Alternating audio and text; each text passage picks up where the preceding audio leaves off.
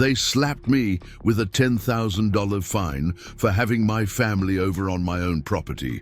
But what happened next changed everything, not just for me, but for hundreds of homeowners fighting against HOA tyranny.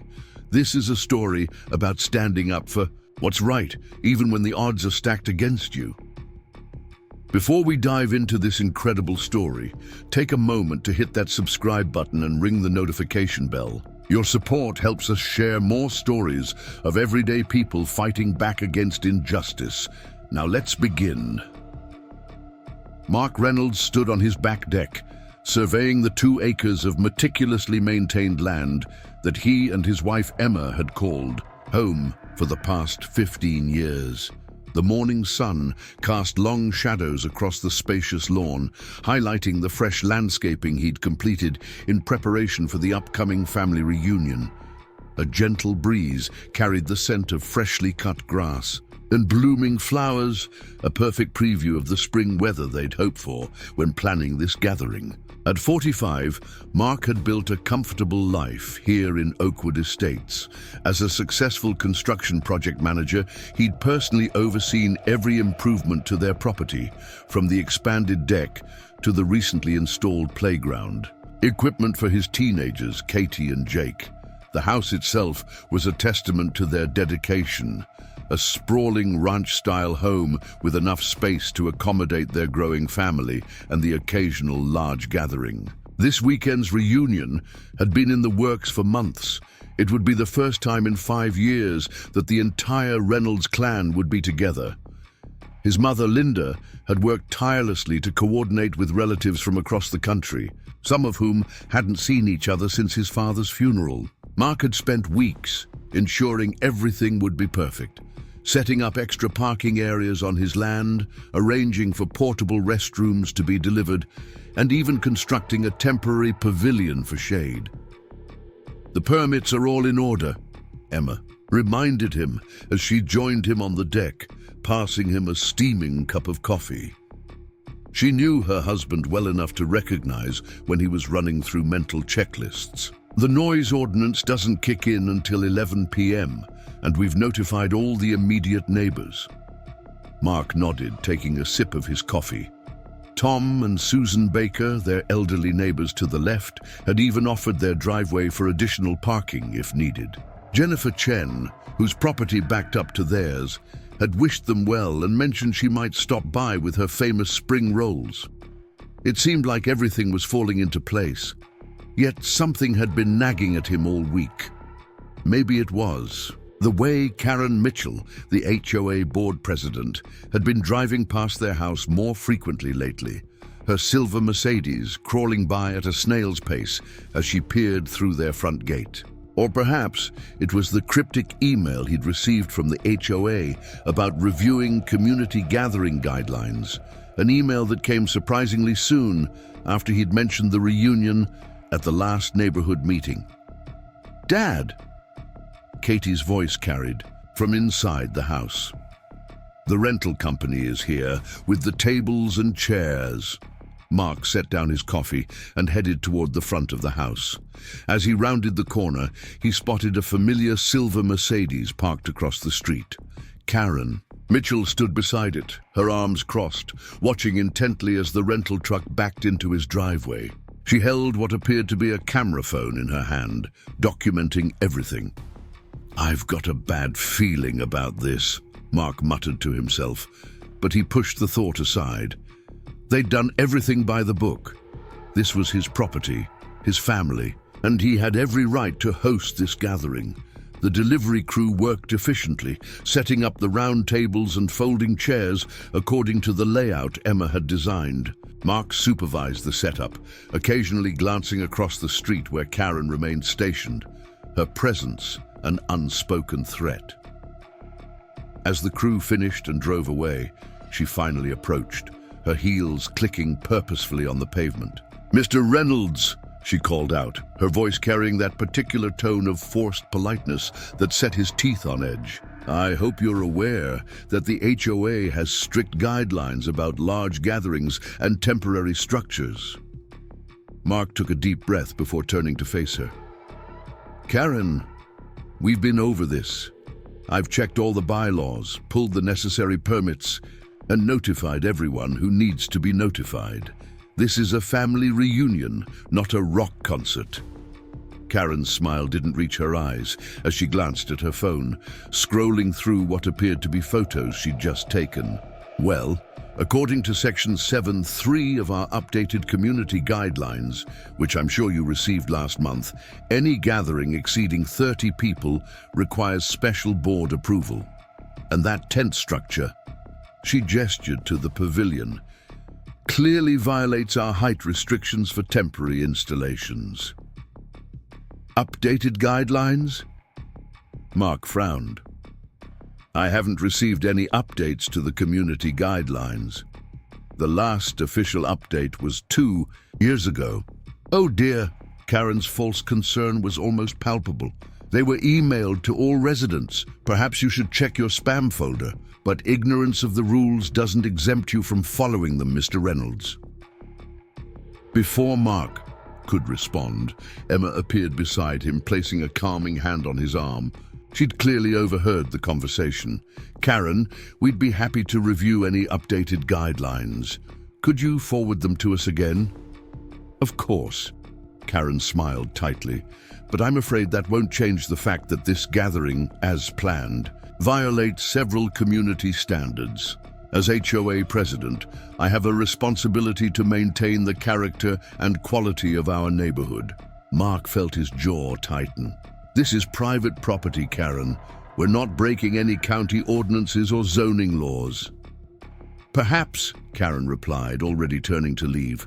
But as a member of the Oakwood Estates community, you agreed to abide by HOA regulations when you purchased this property. I suggest you familiarize yourself with the current guidelines before Saturday. Have a pleasant day. As Karen walked back to her Mercedes, Mark and Emma exchanged worried glances. Their perfect weekend suddenly felt threatened, and Mark couldn't shake the feeling that this was just the beginning of something bigger. Should we call Bob? Emma asked quietly, referring to their neighbor Bob Wilson, a retired lawyer who'd helped other residents with HOA disputes in the past. Mark watched Karen's car disappear around the corner, his mind already racing through potential scenarios. Yeah, he nodded slowly. I think we better get some legal advice before this gets out of hand. Inside the house, Katie and Jake had been watching through the window. Dad, Katie spoke up, her voice concerned. They can't really stop us from having the reunion, can they? Everyone's already bought their plane tickets. Mark pulled out his phone, scrolling through his contacts for Bob Wilson's number. Don't worry, sweetheart. This is our home, and your grandmother has been planning this reunion for months. We're not going to let anyone stop us from bringing our family together. But as he dialed Bob's number, Mark couldn't ignore the knot forming in his stomach. He'd heard stories about the Oakwood Estates HOA becoming more aggressive lately, but he'd never imagined they'd target a simple family gathering. As the phone rang, he made a mental note to start documenting everything. Every interaction, every email, every photo Karen took. Something told him he was going to need all the evidence he could get. Bob? He said when the call connected. It's Mark Reynolds. Got a minute? We might have a situation developing over here. Bob Wilson's home office felt like a fortress of legal knowledge, with walls lined with law books and a massive oak desk that had witnessed countless consultations. Mark sat across from his neighbor, watching as the retired lawyer reviewed. The HOA documents spread across the polished surface. Emma sat beside him, her tablet open to display the photos she'd taken of Karen Mitchell's impromptu inspection. This is concerning, Bob said finally, removing his reading glasses and pinching the bridge of his nose. These supposed updated guidelines, Karen mentioned. I haven't received them either, and I make it my business to stay current with all HOA communications. Something doesn't add up. Mark leaned forward, his coffee untouched and growing cold. Can they actually stop us from having the reunion? We're expecting about 50 family members, some flying in from as far as California and Florida. Bob shuffled through more papers, his expression growing more troubled. Technically, the HOA does have the authority to regulate certain activities on private property within the community. However, their power isn't unlimited, and they must follow proper procedures for implementing new rules. What about the existing bylaws? Emma asked, pulling up another document on her tablet. We reviewed everything before planning this reunion. There was nothing about needing special approval for family gatherings. Exactly, Bob nodded. And that's what makes this situation suspicious. You can't retroactively apply new rules to an event that was planned under existing guidelines. Plus, any significant changes to HOA regulations typically require a community vote or at least proper notification to all residents. As they discussed the situation, Bob's wife Susan appeared with fresh coffee and a concerned expression. Mark, you should know that Karen's been making rounds, she said, setting down the coffee pot. Preparing and narrating this story took us a lot of time, so if you are enjoying it, subscribe to our channel. It means a lot to us. Now back to the story. She stopped by Jennifer Chen's house this morning, asking if she was concerned about the upcoming gathering at your property. Mark felt his anger rising. She's trying to turn the neighbors against us? Over a family reunion? It gets worse, Susan continued, settling into an armchair. I overheard her talking to Richard Cooper. You know that new HOA enforcement officer they hired? They were discussing something about making an example of violations. Your name came up. Bob's expression darkened. Richard Cooper. I've been meaning to look into him. He showed up right around the time the HOA started becoming more aggressive. Did you know they've increased violation fines by 300% in the last 3 months? Emma gasped. They can't do that without notifying residents, can they? They're not supposed to, Bob confirmed, making notes on a legal pad. I've been collecting complaints from other homeowners. The Garcias were fined $500 for having their grandson's birthday party in their backyard last month. The Patels got hit with a $1,000 penalty for installing a basketball hoop without proper approval. There's a pattern forming here. Mark's phone buzzed with an email notification. His face tightened as he read the message. Speaking of patterns, Karen just sent the updated guidelines she mentioned. The attachment is a 30-page document dated yesterday. Bob reached for the phone. Let me see that. This is exactly what I was afraid of. They're retroactively creating rules to justify their actions. As Bob reviewed the new document, Mark walked to the window, watching as another silver car, this time Richard Cooper's Audi, cruised slowly past his property. The HOA enforcement officer was taking photos, just as Karen had done earlier. They're documenting everything, Mark observed. But why? What's their real agenda here? Money, most likely, Bob replied, still scanning the new guidelines. These updated rules are riddled with potential violation fees. According to this, your reunion could trigger multiple infractions. Excessive vehicles, temporary structures, noise concerns, inappropriate use of residential property. They could theoretically fine you thousands of dollars. Emma's face paled. Thousands for having family over? It's not about the family gathering, Bob said grimly. I think they're using this as a test case. If they can make these new rules stick, if they can successfully impose massive fines for normal residential activities, they'll have unprecedented control over every property in Oakwood Estates. Mark returned to his seat, his mind racing. So what do we do? The reunion is in 3 days. People are already starting to arrive tomorrow. Bob leaned back in his chair, his expression thoughtful. First, we document everything. Every interaction, every photo they take, every email. Second, we need to rally the neighbors. If they're trying to set a precedent with your case, Other homeowners need to understand they could be next. I can help with that, Susan offered. The garden club meets tomorrow. Most of the neighborhood attends, and Karen's never there. It would be a perfect opportunity to discuss what's happening. Emma nodded gratefully. I'll reach out to Jennifer Chen, too. She seemed worried about the HOA's recent behavior when we talked last week. Good, Bob approved. Third, we need to prepare for their next move. They're building a case against you, so we need to build one of our own. Mark, do you still have those original HOA documents from when you bought the property? In my home. Office, Mark confirmed. Every document since we moved in 15 years ago.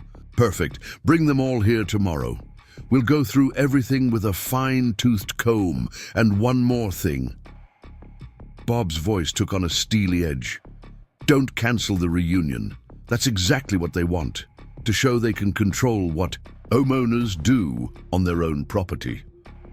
As Mark and Emma drove home that evening, they noticed Karen Mitchell's Mercedes parked near their entrance, her silhouette visible behind tinted windows. She was photographing their temporary pavilion again. This is getting ridiculous, Emma muttered. It's like we're under surveillance. Mark's hands tightened on the steering wheel. Bob's right. They're trying to intimidate us, but they picked the wrong family to mess with. Inside their home, Katie and Jake were helping prepare welcome packages for the arriving relatives. The dining room table was covered with local maps, activity schedules, and handmade welcome cards. Dad, Katie looked up as they entered, her expression worried. Mrs. Mitchell came by while you were gone. She said she needed to inspect the backyard setup. When I told her she couldn't come in without you here, she said something about non-compliance penalties. Mark felt his blood pressure rising. She tried to enter our property while we were out? She was taking pictures through the fence too, Jake added. I saw her from my window. Emma immediately went to check the security cameras they'd installed last year. Sure enough, the footage showed Karen Mitchell circling their property, photographing everything from multiple angles. This isn't just about the reunion anymore, Mark realized, watching the footage. They're building a case against us, documenting every detail they can twist into a violation. His phone buzzed again. Another email from the HOA. This one was more direct. Notice of potential violations. Immediate action required. The attached document listed 12 possible infractions, each carrying substantial fines. $10,000. Emma's voice shook as she read over his shoulder. They're threatening to fine us $10,000 if we proceed with the reunion. Mark forwarded the email to Bob, then sat down heavily at the kitchen counter. The excitement of preparing for the family reunion had been replaced by a knot of anxiety and anger. But as he watched his children continue working on the welcome packages, their determination to make this gathering special for their extended family clear in every careful detail, he felt his resolve strengthen. We're not backing down, he announced, pulling Emma close. This is our home, our family, and they have no right to dictate how we use our own property. Katie looked up from her work. What can we do to help, Dad? Mark thought for a moment, then smiled. Keep working on those welcome packages. But also, I want you both to start keeping a record of everything you notice. Every time you see Karen or Richard taking photos, every interaction, every comment. Document everything. Like junior detectives? Jake's eyes lit up. Exactly. Like that, we're going to need all the evidence we can get. As night fell over Oakwood Estates, Mark stood at his bedroom window, watching as yet another HOA vehicle crept past their house. In the darkness, he could see the flash of a camera through the car's window. His phone buzzed with a text from Bob. Emergency meeting tomorrow morning. Discovered something interesting about Karen Mitchell and Richard Cooper. Be here at 8 a.m. Mark showed the message to Emma, who was reviewing the HOA's threatening email again.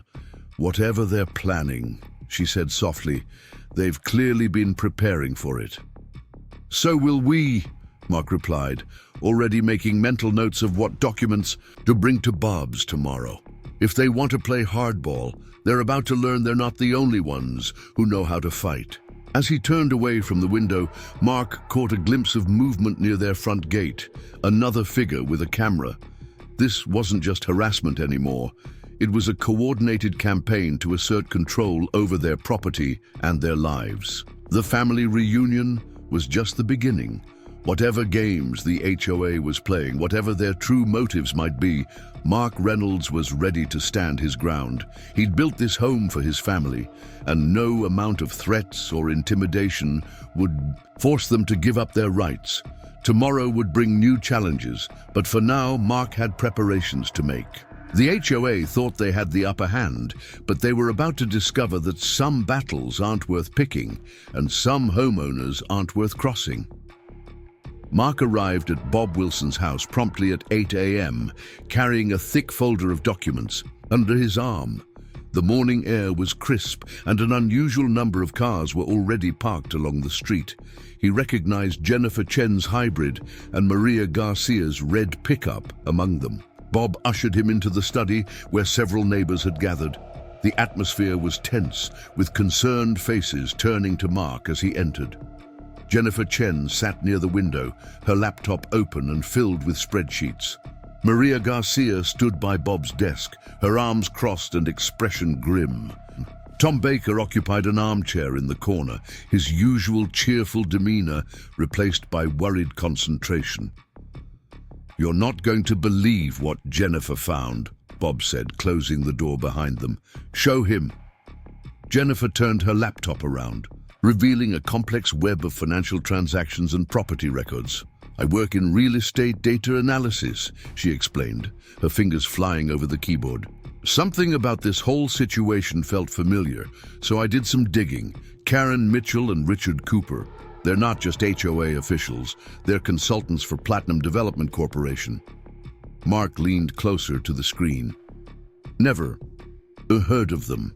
"Most people haven't," Maria interjected.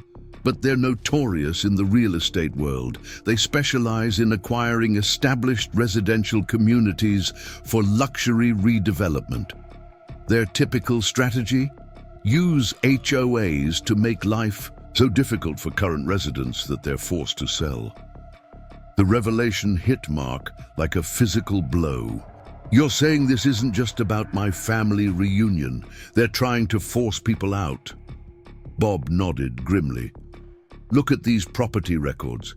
In the last 6 months, Platinum Development has quietly acquired 7 homes in Oakwood Estates, all after the owners faced massive HOA fines they couldn't pay.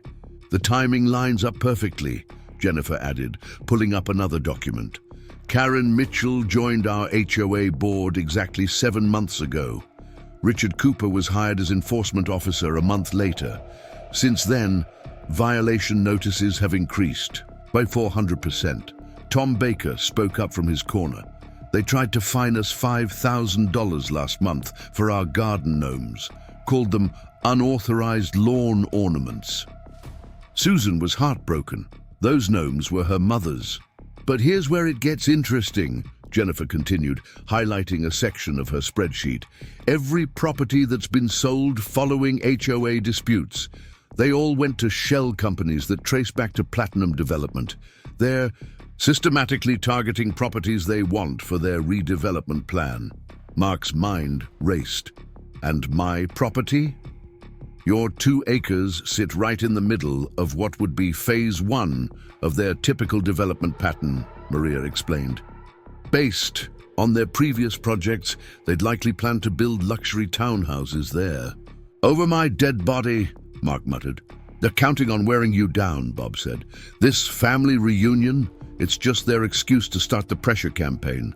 Once they hit you with those fines, they'll keep finding more violations, adding more penalties until we're forced to sell," Mark finished, "like the others." A knock at the study door interrupted them. Susan Wilson poked her head in, her expression urgent. "You all need to see this."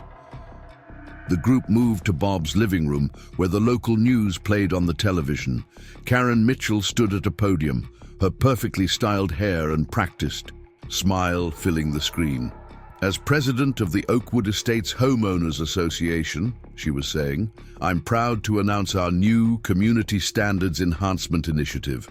This program will ensure our neighborhood maintains the highest quality of life for all residents by strictly enforcing proper property usage guidelines." The camera panned to show Richard Cooper and several other officials standing behind her.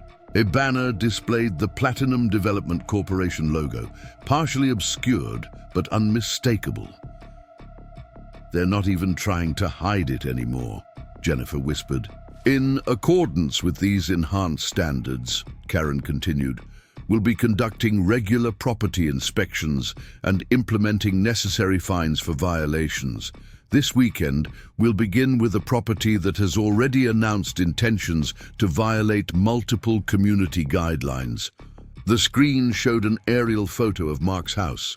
"That's it!" Mark stood up, his hands clenched. "They want a fight? They've got one." Bob placed a calming hand on his shoulder. "Careful.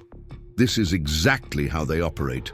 They're trying to provoke you into doing something they can use against you." "So what do we do?" Maria asked. "Just let them destroy our community?" Jennifer closed her laptop decisively. "We fight smart. I've been collecting data on their patterns in other communities. They always follow the same playbook, but they've never faced organized resistance. And they've never had to deal with evidence of their actual strategy," Bob added. "Mark, your family reunion isn't just a target anymore. It's an opportunity. They're going to be watching every move you make, documenting everything. Well, two can play at that game." The group spent the next hour formulating their plan. Jennifer would continue tracing the financial connections. Maria, with her contractor, connections, would help ensure all of Mark's permits and structures were ironclad. Tom and Susan would rally more neighbors through their extensive social networks. As the meeting broke up, Mark's phone buzzed with another HOA email. "Final warning. Cease and desist. Unauthorized group activity." "Right on schedule," Bob noted, reading over Mark's shoulder. "They're escalating exactly as predicted." Mark drove home, his mind racing with everything he'd learned. The pieces were falling into place. The increased surveillance, the sudden rule changes, the aggressive enforcement. It wasn't just petty HOA tyranny. It was a calculated corporate takeover of their community. Pulling into his driveway, he noticed 3 new cameras had been installed on poles along the street, all aimed at his property. Richard Cooper's Audi was parked down the block, its tinted windows concealing but not hiding its occupant. Inside, Emma was directing the delivery of tables and chairs, her calm exterior masking the worry he knew she felt. Katie and Jake were stringing lights in the backyard, their excitement about the upcoming reunion still untouched by the growing tension. "Any news?" Emma asked quietly when he joined her. Mark pulled her aside and quickly summarized the morning's revelations. Her face hardened as he explained Platinum Development's involvement. "So all this harassment, all these threats, it's about forcing us to sell." "They want to build luxury townhouses," Mark confirmed. "They've probably already planned out how they'll divide up our land." Emma's jaw set in a familiar expression of determination. "Well, they picked the wrong family to mess with. What's the plan?" Before Mark could answer, a loud knock interrupted them. Richard Cooper stood at their front door, flanked by 2 uniformed security guards. "Mr. Reynolds," Cooper's voice dripped with artificial courtesy, "I have here a notice of immediate inspection. According to our updated guidelines, we have the authority to examine any temporary structures or event preparations to ensure compliance." Mark stood in the doorway, blocking their view of the interior. "Do you have a warrant?" "We don't need one. The HOA bylaws give us the right to inspect. For violations, the original bylaws or your conveniently updated ones." Cooper's professional smile faltered slightly.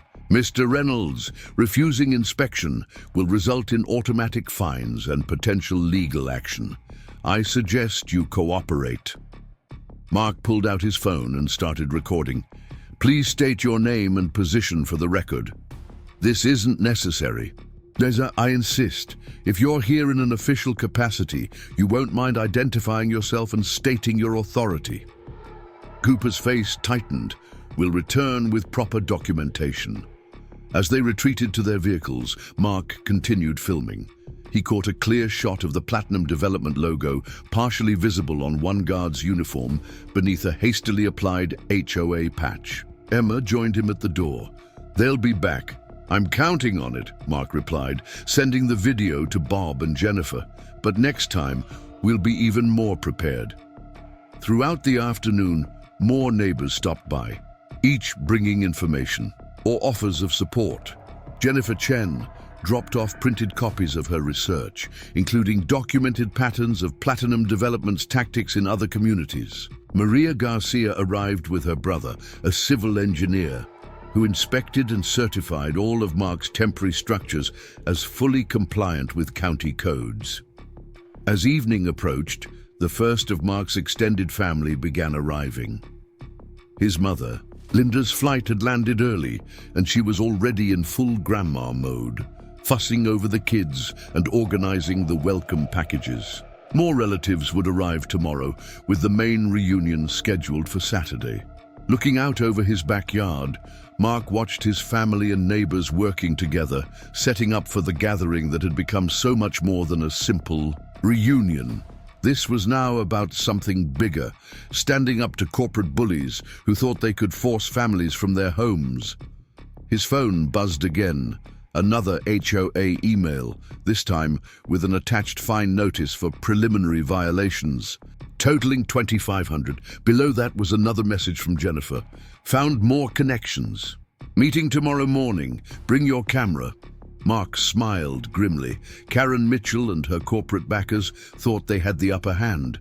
They thought they could intimidate and harass residents into submission, but they hadn't counted on facing a united community ready to fight back. The real battle was just beginning. The early morning sun had barely crept over the horizon when Jennifer Chen's car pulled into Mark's driveway. She wasn't alone. Maria Garcia's red pickup followed close behind, and Bob Wilson's sedan completed the convoy. Mark met them at the front door, already dressed and running on his third cup of coffee. "You need to see this," Jennifer said without preamble, her laptop already open as she walked in. "I spent half the night following the money trail.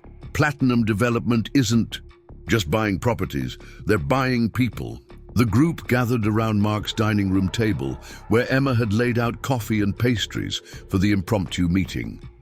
Linda Reynolds, Mark's mother, joined them, her usual cheerful demeanor tempered by concern over the situation. Jennifer pulled up a complex diagram of financial transactions.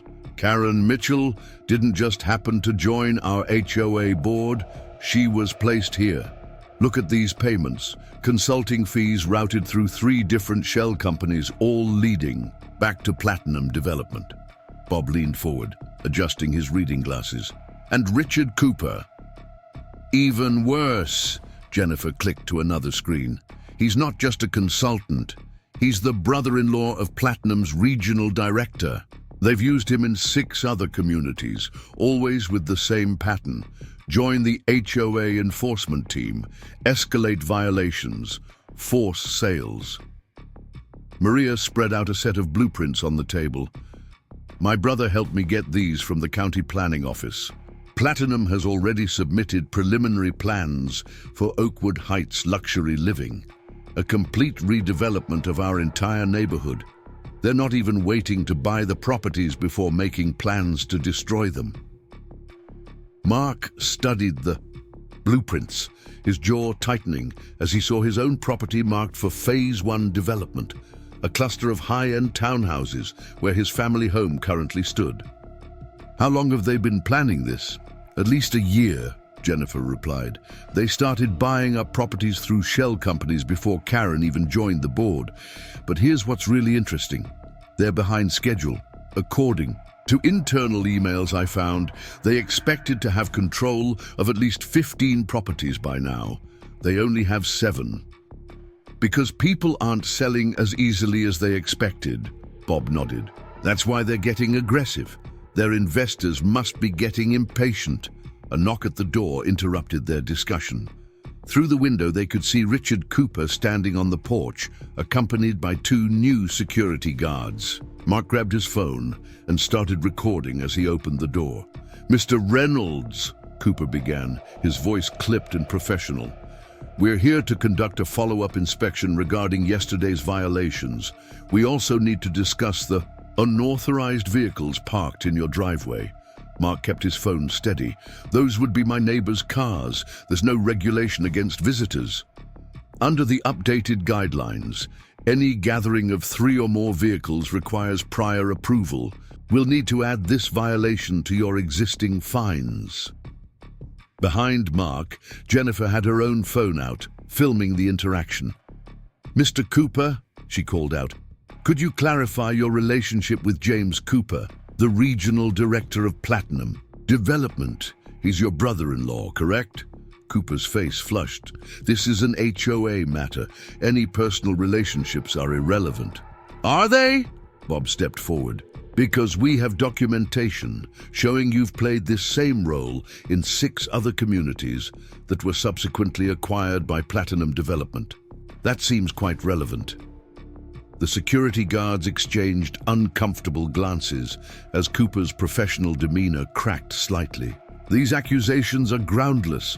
Mr. Reynolds, you now have combined fines totaling $4,500. Failure to pay will result in liens being placed on your property. We'll look forward to discussing those fines at the emergency community meeting this afternoon," Mark replied calmly. "I'm sure all our neighbors will be very interested in learning about Platinum Development's involvement in our HOA." Cooper's face darkened. "That meeting isn't authorized. Any gathering without proper approval is perfectly legal under state law," Bob interrupted. "You might want to review Statute 720-303, which guarantees homeowners the right to assemble and discuss HOA matters. Any attempt to prevent such a meeting would be illegal." Cooper retreated to his vehicle without another word, but Mark noticed him immediately making a phone call as he drove away. "He's running to Karen," Jennifer predicted.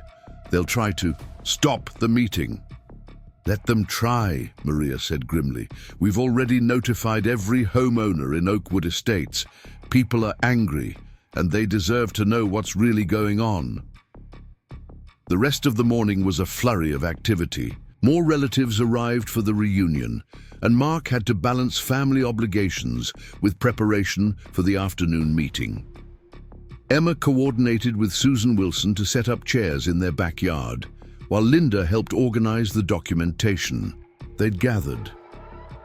Around noon, Karen Mitchell's Mercedes appeared, cruising slowly past the house. She had someone with her, a man in an expensive suit who studied the property through tinted windows. "That's James Cooper," Jennifer confirmed, checking a photo on her laptop.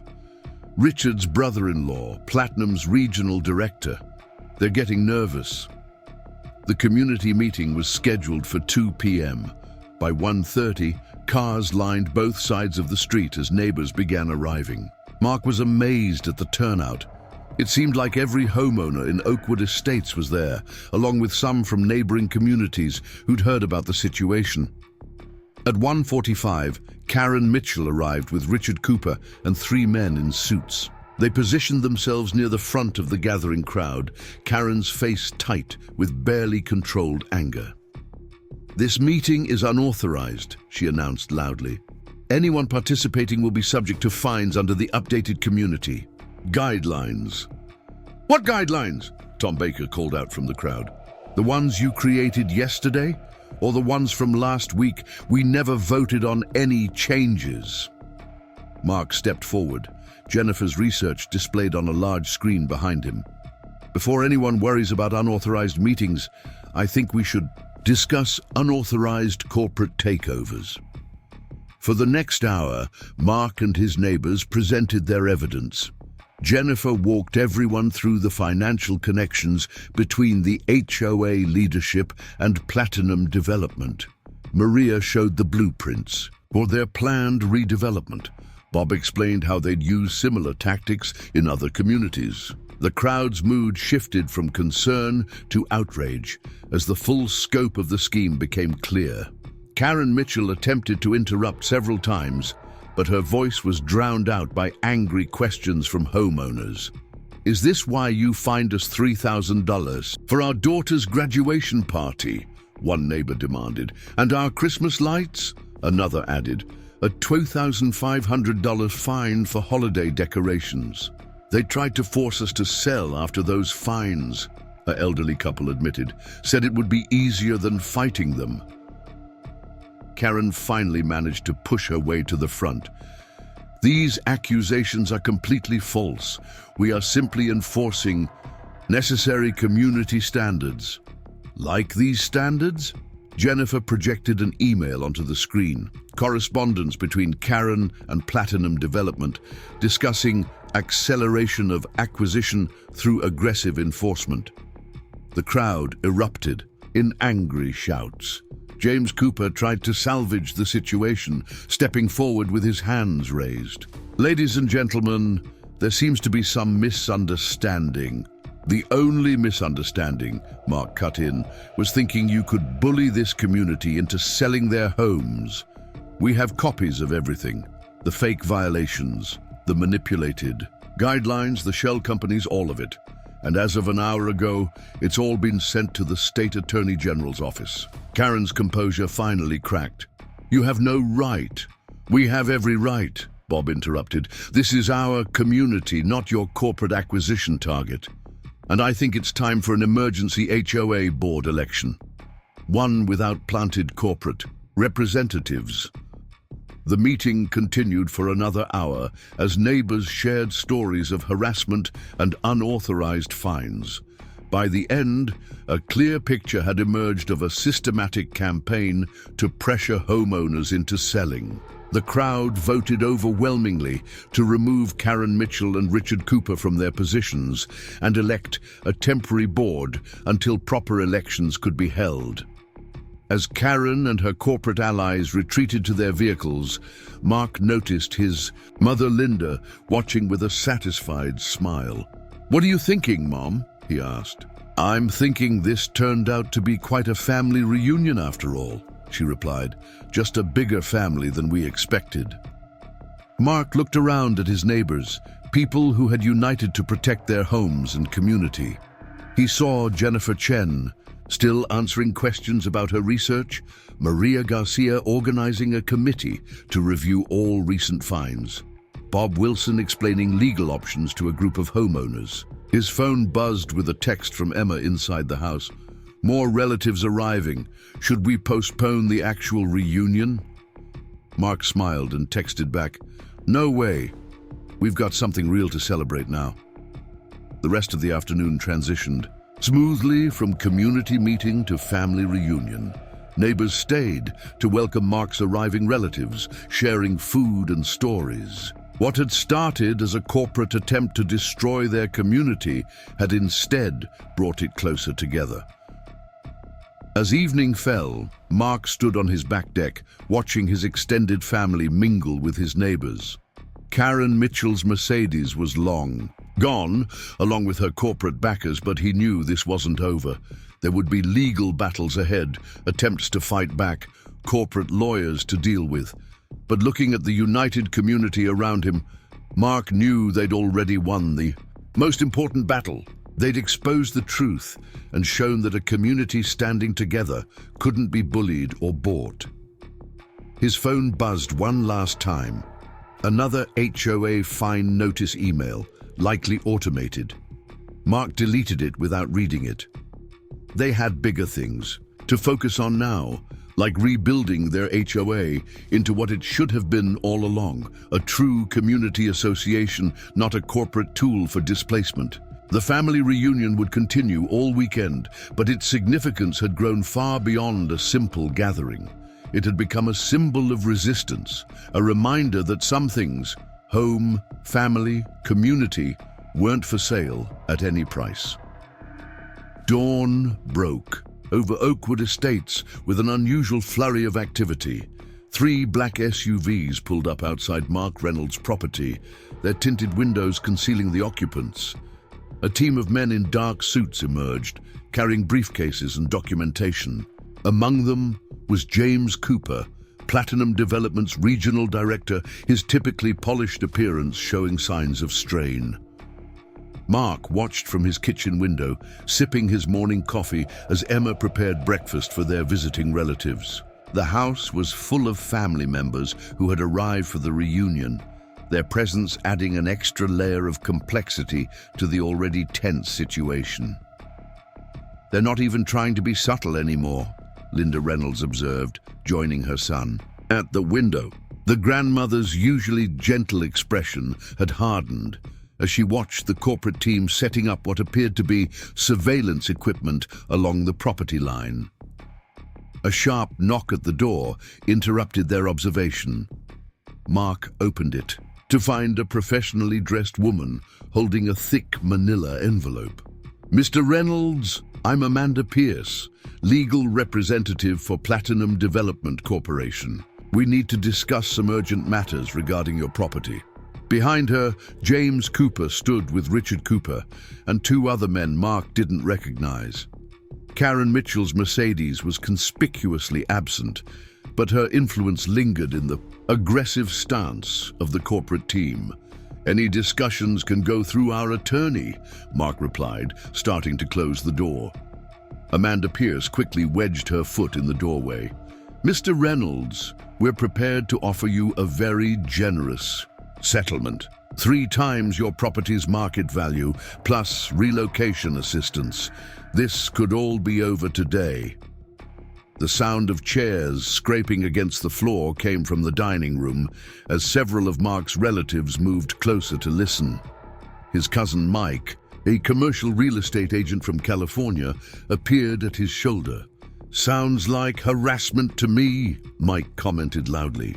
"Maybe we should add that to the file for the state attorney general." Pierce's professional smile flickered slightly. "This is a private matter, Mr. Reynolds. Your guests should not be involved in community business discussions." "Community? Business?" Mark's voice carried a sharp edge. "You mean your corporate takeover attempt, the one you tried to hide behind fake HOA regulations?" Before Pierce could respond, Jennifer Chen's hybrid pulled up to the curb. She emerged carrying a stack of folders, followed by Bob Wilson and Maria Garcia.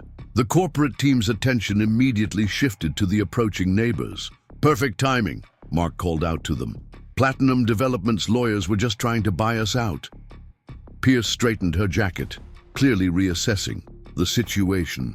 "Mr. Reynolds, I strongly advise you to consider our offer privately, without interference from unauthorized parties." "Everything you say can and will be recorded," Jennifer announced, holding up her phone. "For legal purposes, of course. We've learned to document everything when dealing with Platinum Development's tactics." James Cooper stepped forward, his expensive suit failing to mask his growing frustration. "This is becoming unnecessarily adversarial.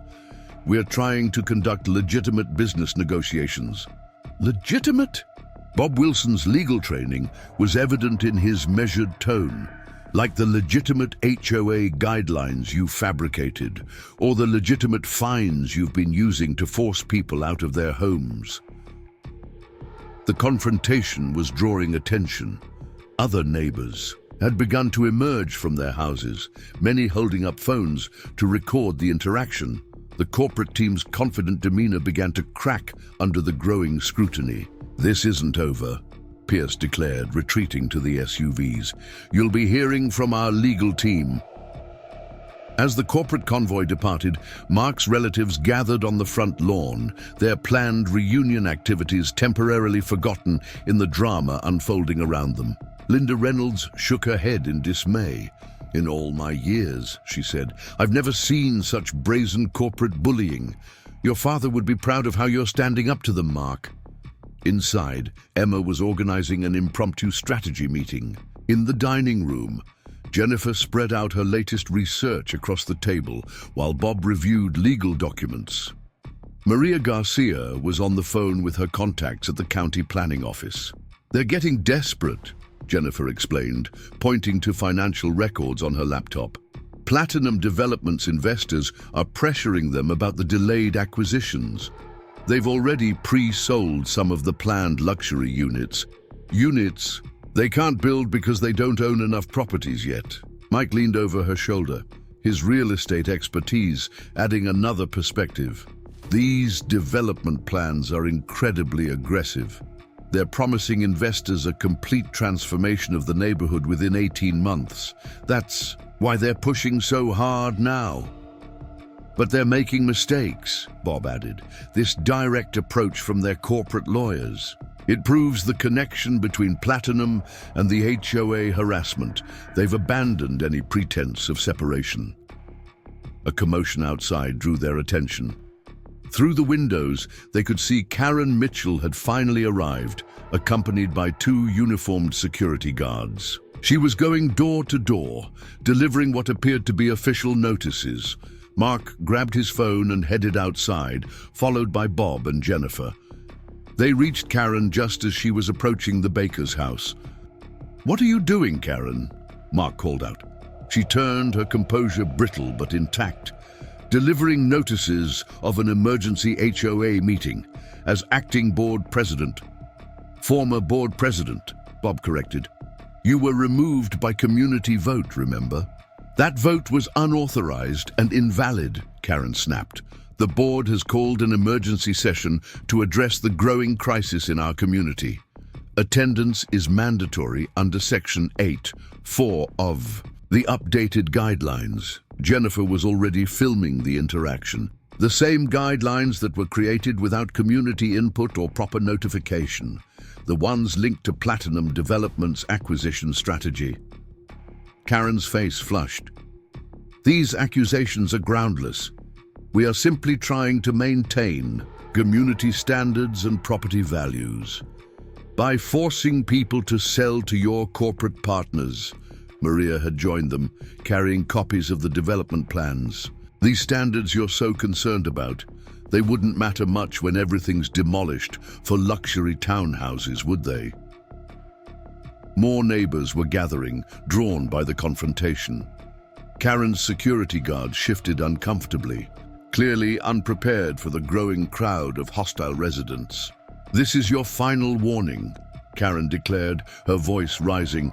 "Anyone who fails to attend the emergency meeting will face immediate fines and possible legal action." "On what authority?" Bob demanded. "You've been removed from the board. Any actions you take now are invalid and potentially illegal." Karen's response was cut off by the arrival of more black SUVs. The corporate team was back, this time with additional personnel. James Cooper emerged from the lead vehicle, accompanied by Amanda Pierce and several other suits. "Ladies and gentlemen," Cooper addressed the crowd, his voice carrying the practiced smoothness of corporate authority. "I think there's been a serious misunderstanding. Platinum Development has only the community's best interests at heart.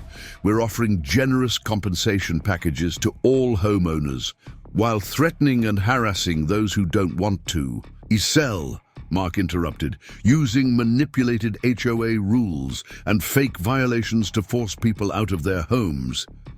Cooper's smile tightened. "Mr. Reynolds, your continued resistance is becoming problematic. We have sufficient documentation of violations on your property to pursue significant legal action." "You mean the violations you created specifically to target his property?"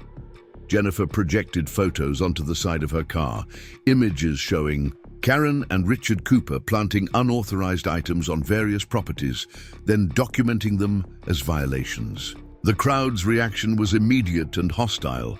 Cooper's corporate team found themselves surrounded by angry residents, all recording and documenting their presence. "This is no longer just about my family reunion," Mark declared, his voice carrying across the gathered neighbors. "This is about protecting our homes from corporate predators who think they can bully us into submission." Linda Reynolds stepped forward, her grandmother's presence commanding unexpected attention. "I've lived through neighborhood changes before," she announced, "seen developers come and go. But I've never seen such underhanded tactics, using an HOA as a weapon against its own community."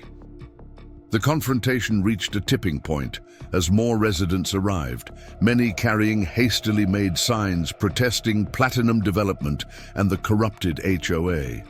Local news vans appeared at the end of the street, drawn by calls from alert neighbors. James Cooper surveyed the scene, clearly recognizing the deteriorating situation.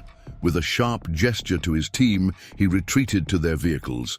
Karen Mitchell stood alone for a moment, her authority in tatters, before hurrying to her Mercedes.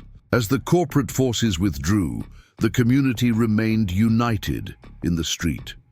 What had started as a simple family reunion had catalyzed a neighborhood's resistance to corporate overreach. "They'll be back," Bob warned, watching the SUVs disappear around the corner. "Probably with lawyers and court orders." "Let them come," Mark replied, surrounded by family and neighbors. "They thought they could divide us, wear us down individually. Instead, they've brought us together." The impromptu gathering transformed into a strategy session as neighbors shared their experiences of HOA harassment and corporate pressure. Jennifer continued collecting evidence while Bob advised residents on their legal rights. Maria organized teams to document every interaction and violation notice. Mark's family reunion had become something larger, a symbol of community resistance against corporate greed. As the sun set over Oakwood Estates, the neighborhood buzzed with a new energy. They had found their voice, and they weren't going to be silenced by corporate bullies or their HOA puppets. The battle was far from over, but the balance of power had shifted. Platinum Development had revealed their hand too soon, underestimating the strength of a united community. Whatever came next, they would face it together. The morning air crackled with tension at Oakwood Estates as Mark Reynolds installed the last of his new security cameras. He'd spent the early hours reinforcing his property's defenses, driven by an urgent need to document every move Platinum Development and their HOA allies might make. The cameras were just the beginning. Motion sensors, recorded warning signs, and detailed logs of all activities now formed a protective web around his home. Emma watched from the porch as her husband finished the installation. Their visiting relatives had turned the heightened security measures into a family project.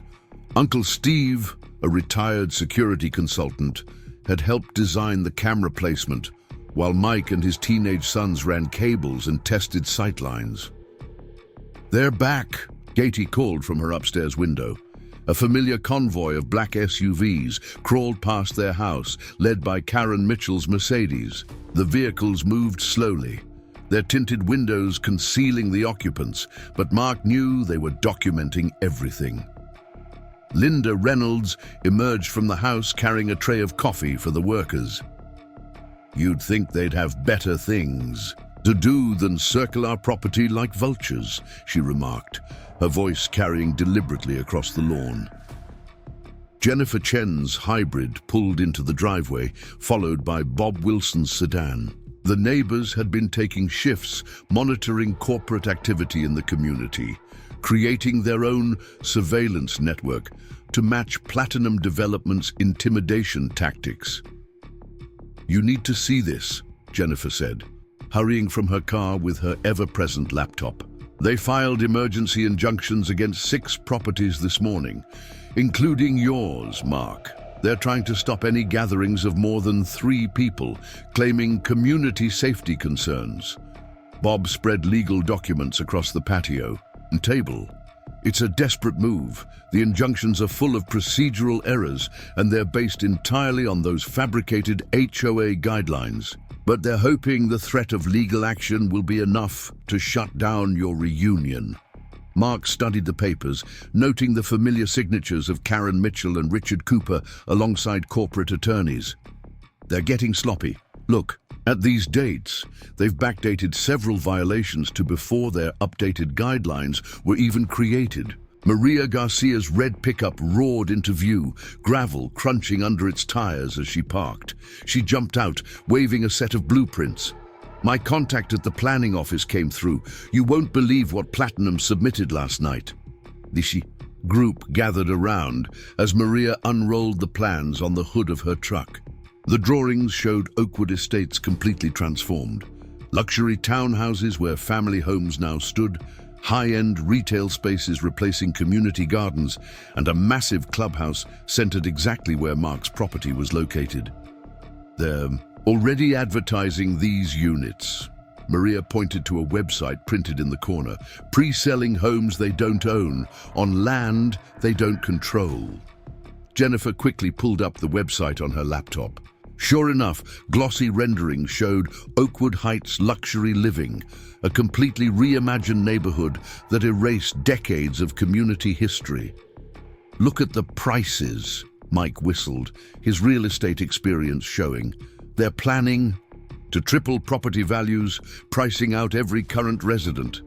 A sharp knock at the front door interrupted their discussion. Amanda Pierce stood there, flanked by two new corporate attorneys and Richard Cooper. "Mr. Reynolds," Pierce's voice carried practiced authority, "we're here to serve you with official notice of violations regarding unauthorized surveillance, equipment, and improper gathering restrictions." Mark held up his phone, already recording. "You mean the cameras protecting my property from corporate harassment? Or the family reunion you're trying to shut down with fabricated regulations? Your continued defiance of community guidelines is forcing us to take more serious action," Pierce replied, handing over a thick envelope. "This details the accumulated fines and penalties, now totaling over $20,000.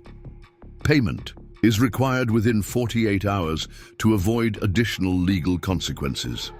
Bob stepped forward, his legal expertise evident in his calm demeanor. "And these fines are based on which version of your guidelines? The ones created last week, or the new ones you'll create tomorrow to retroactively justify your harassment?" Eddie Pierce's professional mask slipped slightly. "Mr. Wilson, your interference in official HOA matters could expose you to similar penalties." "Official HOA matters?" Jennifer emerged with her laptop, displaying financial records, like these payments from Platinum Development to Karen Mitchell, or the shell companies you're using to hide property acquisitions. Richard Cooper moved forward aggressively, but Mark's security cameras whirred audibly as they tracked his movement. "You're only making this harder on yourselves," Cooper growled. "We will get these properties one way or another." The confrontation was drawing attention. Neighbors emerged from their homes, many holding phones to record the interaction. The corporate team found themselves surrounded by hostile faces and documenting devices. Pierce retreated a step, clearly uncomfortable with the growing audience. "This isn't over, Mr. Reynolds. Expect further legal action immediately." As the corporate team withdrew, Mark's relatives gathered on the porch. The family reunion was supposed to start officially tomorrow, but the ongoing battle with Platinum Development had already united them in unexpected ways. Linda touched her son's arm gently. "Your father dealt with corporate bullies like this when he was on the force. He always said the bigger they are, the harder they fall, especially when they're caught breaking the law." Inside, Emma organized the growing collection of evidence, violation notices, surveillance footage, financial records, and witness statements. The dining room had become a command center for their resistance. "They're getting desperate," Bob observed, reviewing the latest injunction attempts. "These legal moves are sloppy, rushed. They're making mistakes we can use against them." Jennifer nodded, typing rapidly on her laptop. Their investors are getting nervous too. I found messages suggesting the project is already behind schedule. They promised to have control of the entire neighborhood by now. A commotion outside drew their attention. Karen Mitchell had returned, this time with a professional camera crew. They were filming the property while Karen gave what appeared to be an interview, gesturing at Mark's security cameras and the gathering of family and neighbors. Perfect, Maria smiled grimly. Let them put on their show. We've got something better. She revealed her phone, showing a confirmed appointment with a major news network. They're very interested in corporate developers using HOA harassment to force out homeowners, especially when we have all this evidence. Mark watched as more neighbors joined the group on his lawn, drawn by Karen's film crew, but staying to show support. What had started as a simple family reunion had become a symbol of resistance against corporate overreach. The afternoon brought more corporate attempts at intimidation. Security patrols circled the neighborhood, documenting every gathering of residents. New violation notices appeared on doorsteps, each carrying increasingly severe fines. But the community's response was unified defiance. Tom and Susan Baker organized a neighborhood watch program to track corporate activities. Jennifer coordinated a digital database of evidence accessible to all affected residents. Maria's contacts in local government began asking uncomfortable questions about Platinum Development's permits and planning applications. As evening approached, Mark stood in his backyard, watching his family help set up for tomorrow's reunion. Despite the corporate pressure, or perhaps because of it, the gathering had taken on greater significance. It wasn't just a family celebration anymore, it was a statement of resistance. His phone buzzed with a message from Bob. Emergency meeting tonight. New information about Platinum's previous developments. Similar patterns of HOA manipulation. We're not their first targets, but we might be their last. Emma joined him, wrapping her arms around his waist. Remember when we thought our biggest problem would be having enough chairs for everyone? Mark smiled, pulling her close. They picked the wrong family to mess with, and definitely the wrong community. Inside, Katie and Jake were helping their cousins create signs for tomorrow's reunion, messages of family pride mixed with statements of community resistance. Linda supervised, while adding her own touches to the decorations.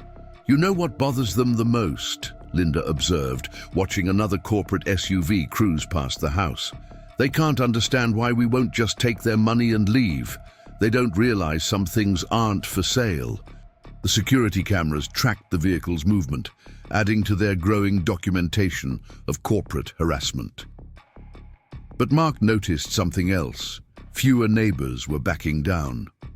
More not-for-sale signs appeared in windows. Community meetings drew larger crowds.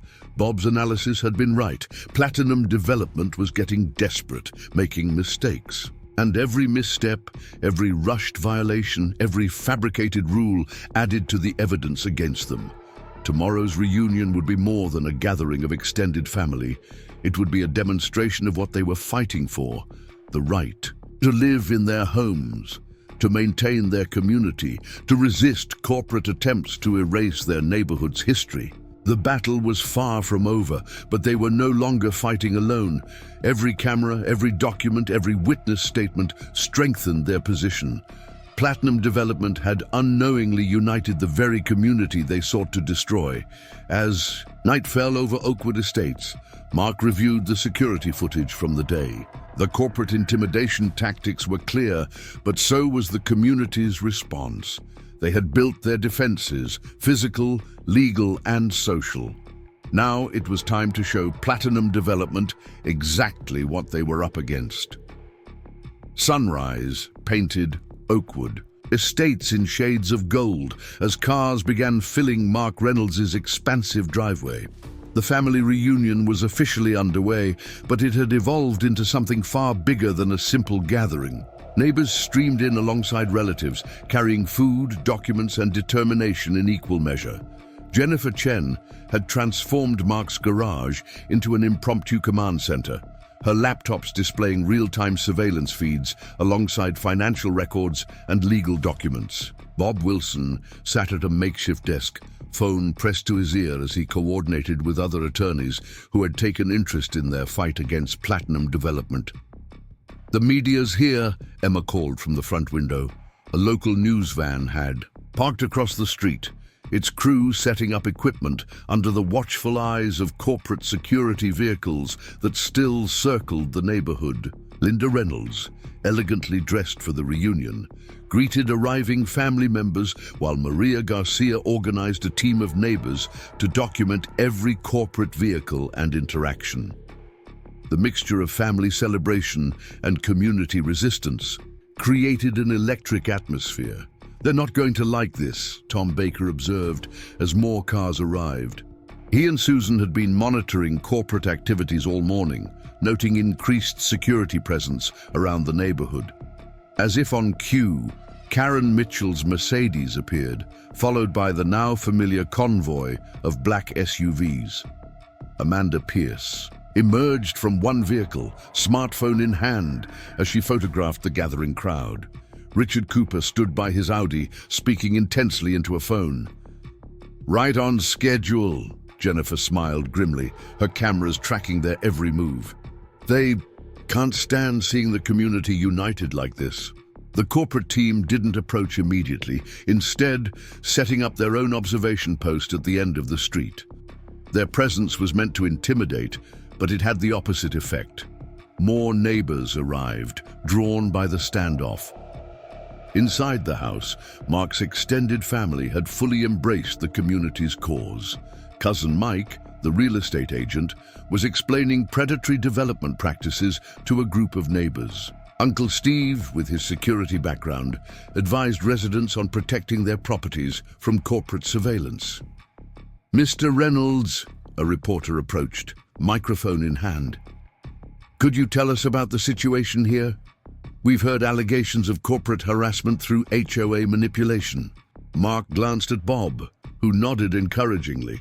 This was their chance to bring the story to a wider audience. "What you're seeing here is a community standing together against corporate bullying," Mark began. "Platinum Development has been using our HOA as a weapon, creating fake violations and impossible fines to force homeowners to sell." The reporter's interest sharpened. "We've received documentation showing similar patterns in other neighborhoods developed by Platinum. Can you speak to that?" Jennifer stepped forward with her laptop. "I can show you exactly how they operate. Financial records, backdated violations, evidence of HOA board manipulation. It's all here." The corporate team noticed the media. Attention. James Cooper himself arrived, his expensive suit out of place in the suburban setting. He moved quickly to intercept the interview, but Linda Reynolds was faster. "Let me tell you about the real cost of corporate greed," she told the reporter, her voice carrying the weight of decades in the community. "These aren't just houses they're trying to destroy, they're homes, histories, lives built over generations." The news crew captured everything. The gathering crowd, the lurking corporate vehicles, the clear divide between community and corporation. More media vehicles arrived, drawn by the developing story. Karen Mitchell attempted damage control, approaching reporters with prepared statements about community standards and property values. But her words rang hollow as neighbors stepped forward to share their stories of harassment and intimidation. "They fined us $5,000 for having a birthday party," Maria Garcia's sister explained to a camera crew. "Called it an unauthorized gathering under rules they created the day before." The Patels described how their children's basketball hoop had resulted in mounting fines and threats of legal action. The Bakers shared documentation of violations for garden gnomes that had been family heirlooms. Each story added to the growing narrative of corporate overreach and community resistance. The reporters moved through the crowd, collecting testimonies that painted a damning picture of Platinum Development's tactics. Amanda Pierce tried to serve new violation notices, citing the gathering as unauthorized, but Bob Wilson was ready.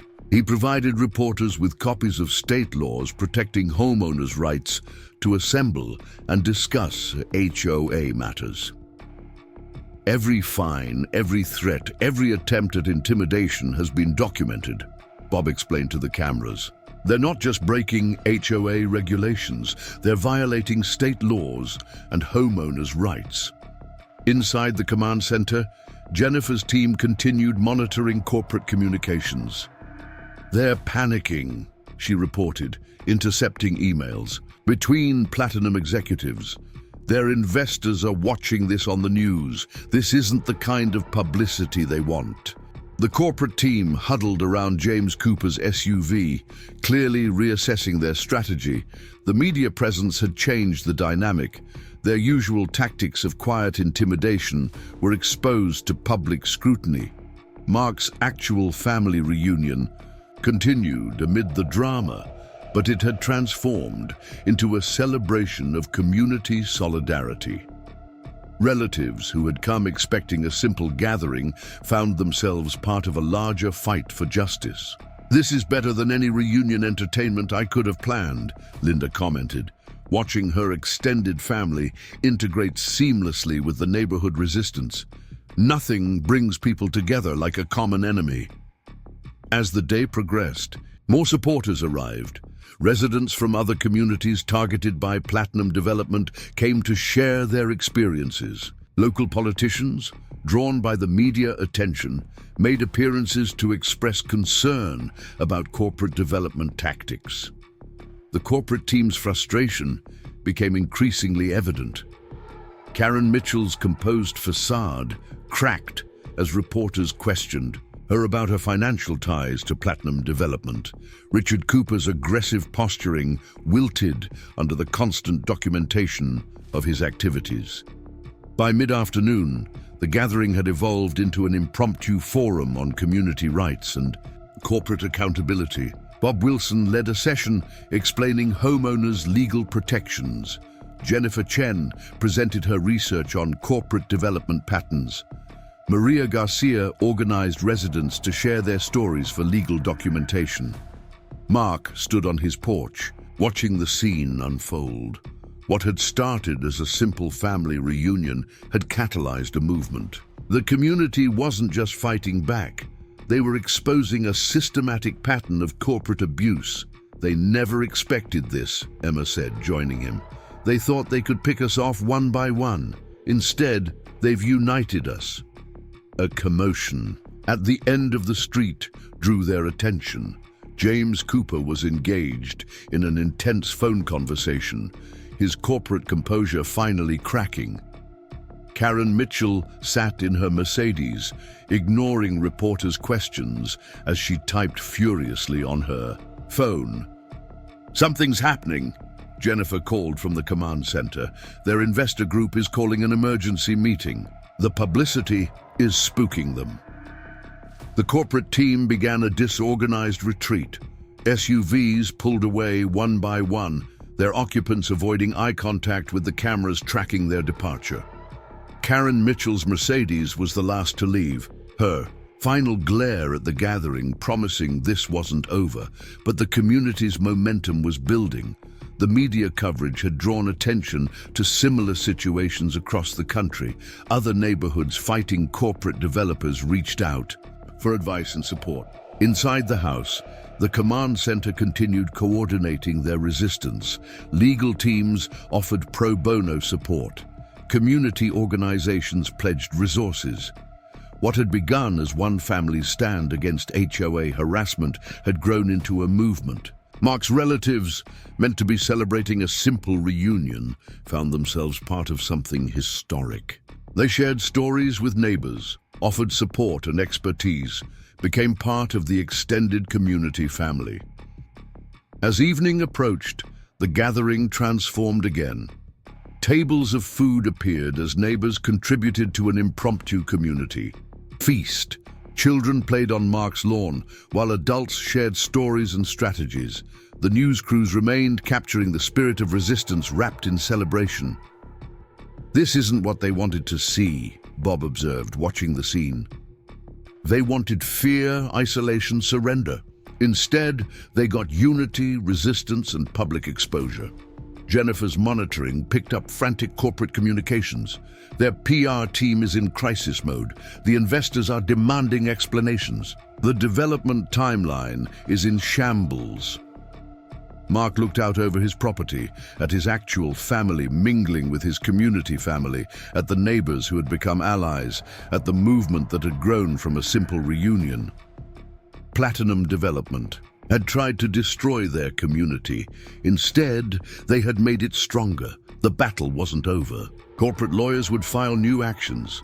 Karen Mitchell would create new violations. Richard Cooper would continue his intimidation tactics. But something fundamental had changed. The community had found its voice, its strength, its unity. As night fell over Oakwood Estates, the gathering continued. Lights strung across Mark's yard illuminated clusters of people sharing food, stories, and determination. They had built something the corporation couldn't buy or bully, a true community, united in purpose and spirit. Tomorrow would bring new challenges, but they would face them together. The family reunion had become a reunion of something larger. A community rediscovering its power to resist corporate greed and defend its homes. The lights of departing news vans flickered in the distance, but the story they would tell was clear. Sometimes the biggest battles start with the smallest gatherings, and the strongest communities are forged in the face of those who would destroy them. The morning after the community gathering, Mark Reynolds sat in Bob Wilson's study, staring at documents spread across the antique desk.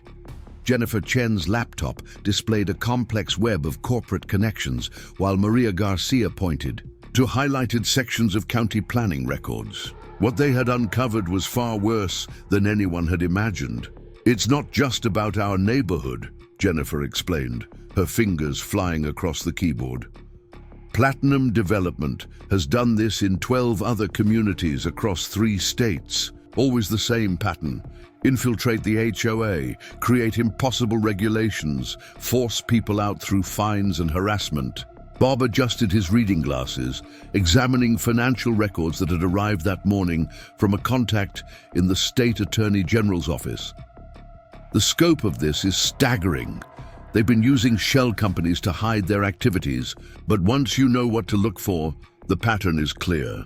A knock at the study door interrupted their discussion. Susan Wilson entered, her expression urgent. "You need to see this. Karen Mitchell is on the news." The group moved to the living room, where the local news played on the television. Karen Mitchell stood at a podium, her carefully crafted image showing signs of strain. Behind her, James Cooper and Richard Cooper flanked a man they hadn't seen before, Alexander Sterling, CEO of Platinum Development. "The allegations against our community association are completely unfounded," Karen was saying, her voice tight with controlled anger. "We are simply maintaining property values and community standards. These so-called evidence of corporate manipulation are nothing but conspiracy theories." Jennifer snorted, pulling up documents on her laptop. "Conspiracy theories? I have bank records showing her monthly payments from Platinum Development shell companies, dating back to before she even joined the HOA board." The news conference continued as Sterling stepped forward, his expensive suit and practiced smile exuding corporate confidence.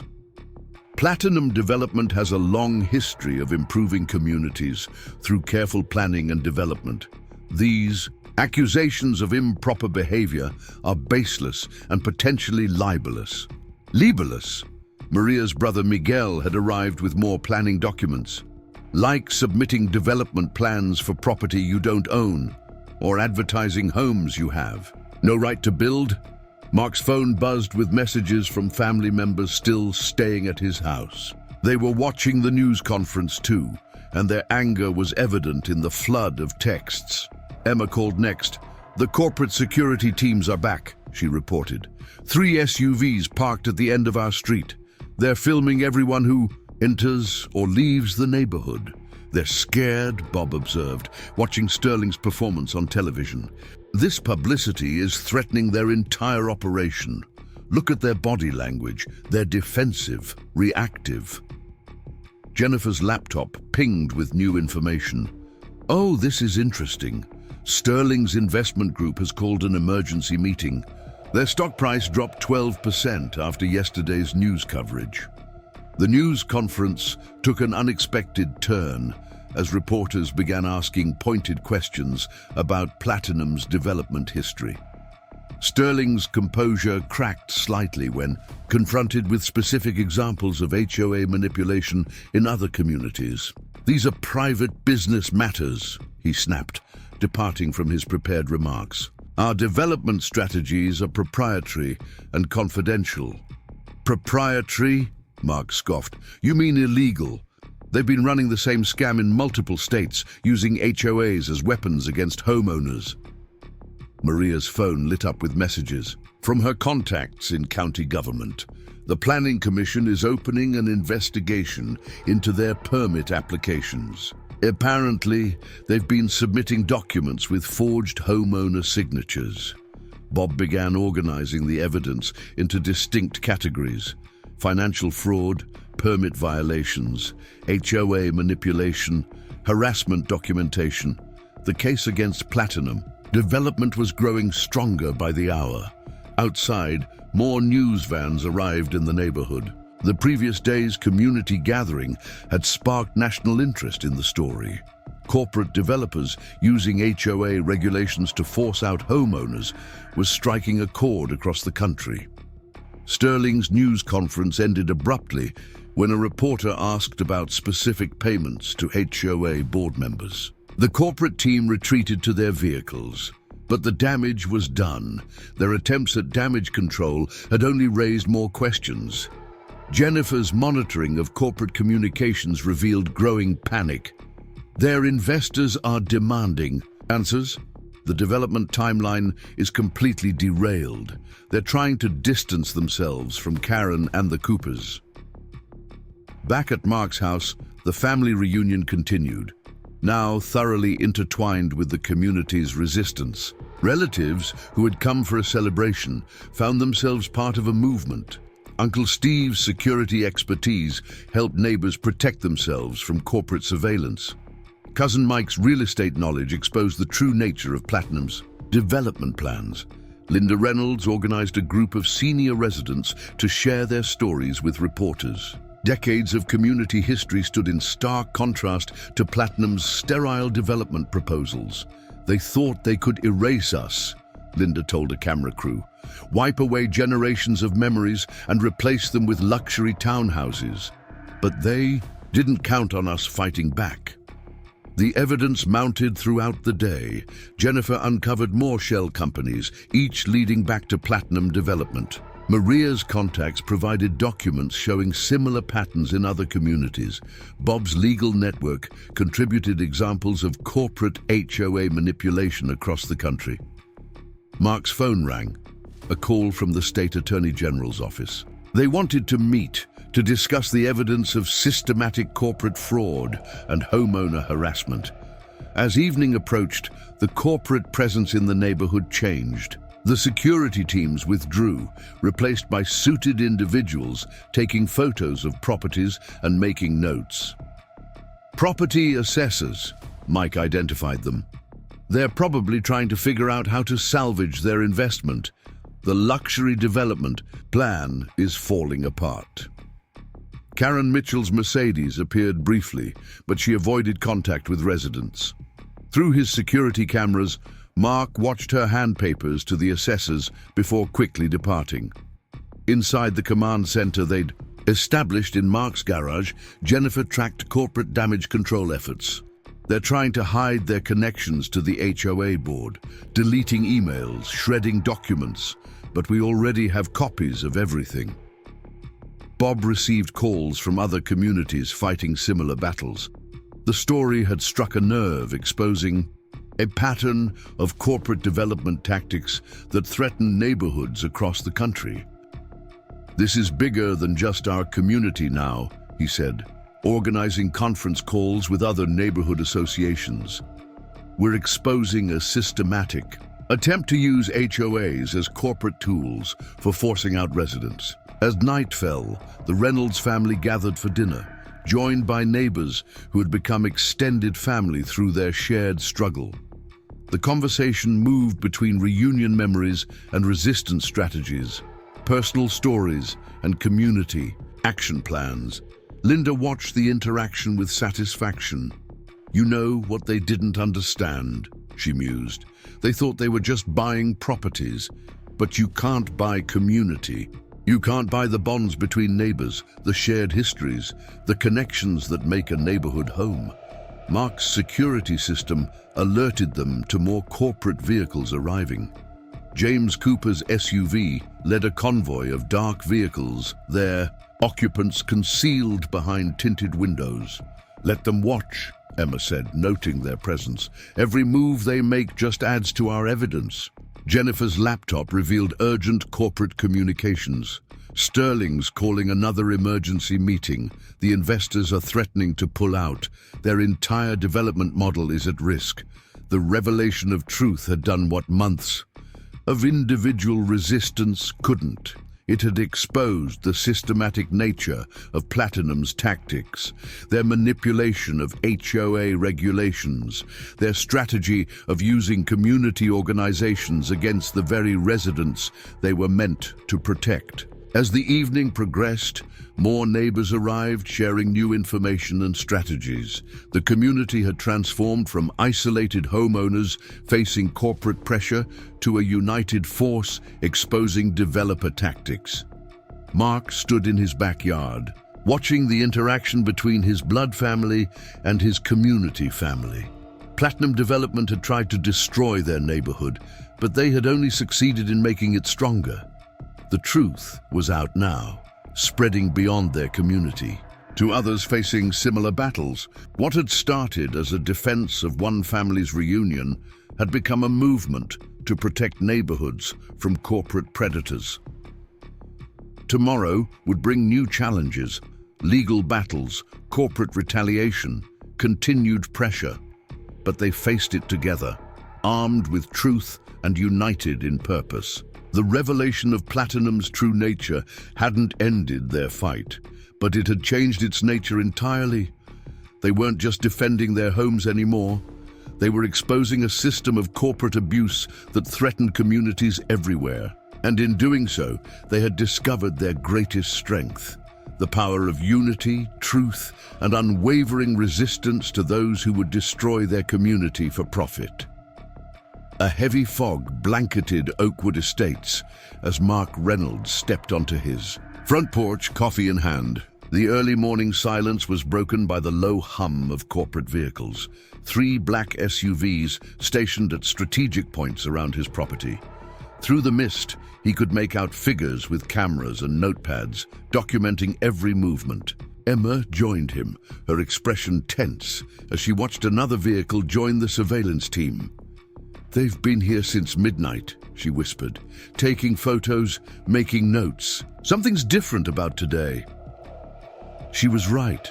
The corporate presence had changed from intimidation to something more aggressive. The security teams weren't just watching anymore. They were preparing. Mark's phone buzzed with an urgent message from Jennifer Chen. "Emergency meeting at Bob's. New information about Platinum Development. This is bad." Inside, the family reunion participants were already awake, tension evident in their hushed conversations. Uncle Steve monitored the security cameras while Cousin Mike made calls to his real estate contacts. Linda Reynolds organized breakfast, her calm efficiency masking obvious concern. "They're blocking the driveways," Katie reported from upstairs. 2 more SUVs just parked across the street, and they're not letting Mrs. Garcia leave her house. Mark grabbed his keys and phone, documenting everything as he headed for his car. A corporate security guard immediately approached, his stance aggressive. "Mr. Reynolds," the guard's voice carried practiced authority. "I need you to return to your residence. This property is under official observation, pending legal action." "This is private property," Mark replied, continuing to record. "You have no authority to restrict movement." "We have every authority." Karen Mitchell's voice cut through the fog as she emerged from her Mercedes. She wasn't alone. Amanda Pierce and Richard Cooper flanked her, along with two men in expensive suits Mark didn't recognize. "These are court orders," Pierce announced, holding up a stack of documents. "Effective immediately, this property is subject to emergency HOA regulations regarding unauthorized gatherings and potential safety violations." Bob Wilson's voice carried from his approaching figure, his legal experience evident in his tone. "Those aren't court orders. They're corporate intimidation tactics dressed up as legal documents."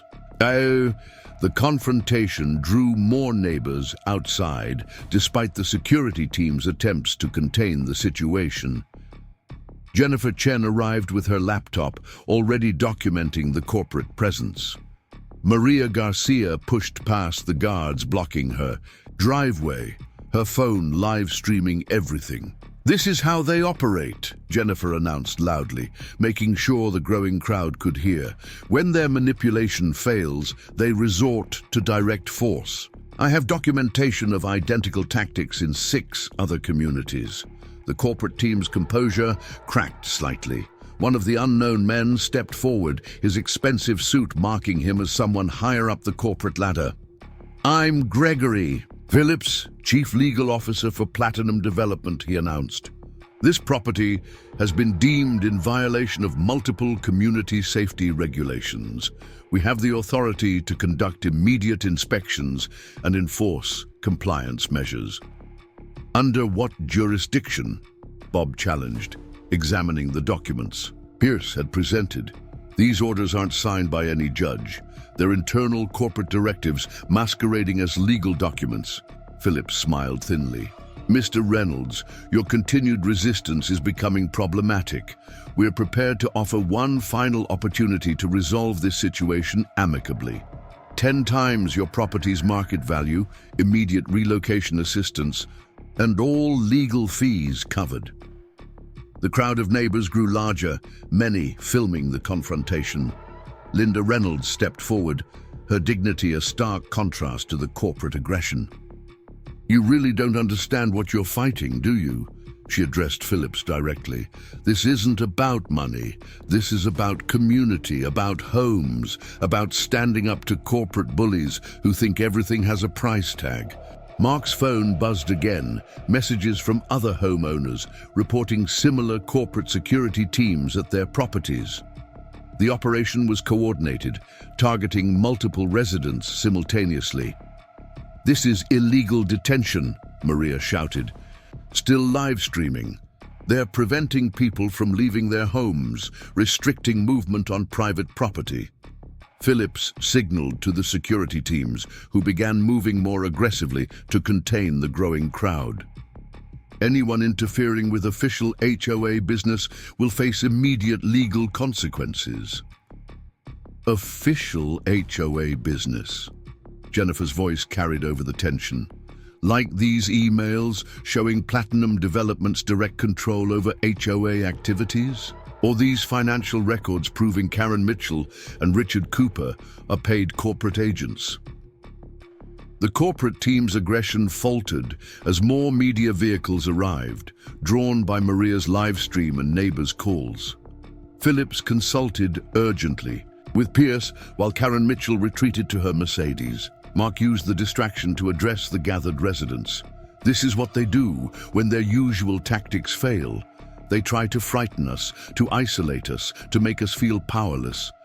But they've forgotten something important. This is our community, not their corporate acquisition target." The morning fog began to lift, revealing the full scope of the corporate presence. Security teams blocked every street. Corporate lawyers consulted in huddles, cameras documented every movement. But the community's response was overwhelming. Neighbors brought chairs and coffee, setting up an impromptu gathering on Mark's lawn. Linda organized food distribution, while Emma coordinated with other families, hosting reunion participants. What was meant to be intimidation had become another opportunity for community solidarity. Phillips made one last attempt at control. "This gathering is unauthorized. Disperse immediately or face legal consequences." "Actually," Bob replied, holding up his phone, "I'm on with the actual court right now. They're very interested in corporate security forces illegally restricting movement on private property." The corporate team's strategy began to unravel.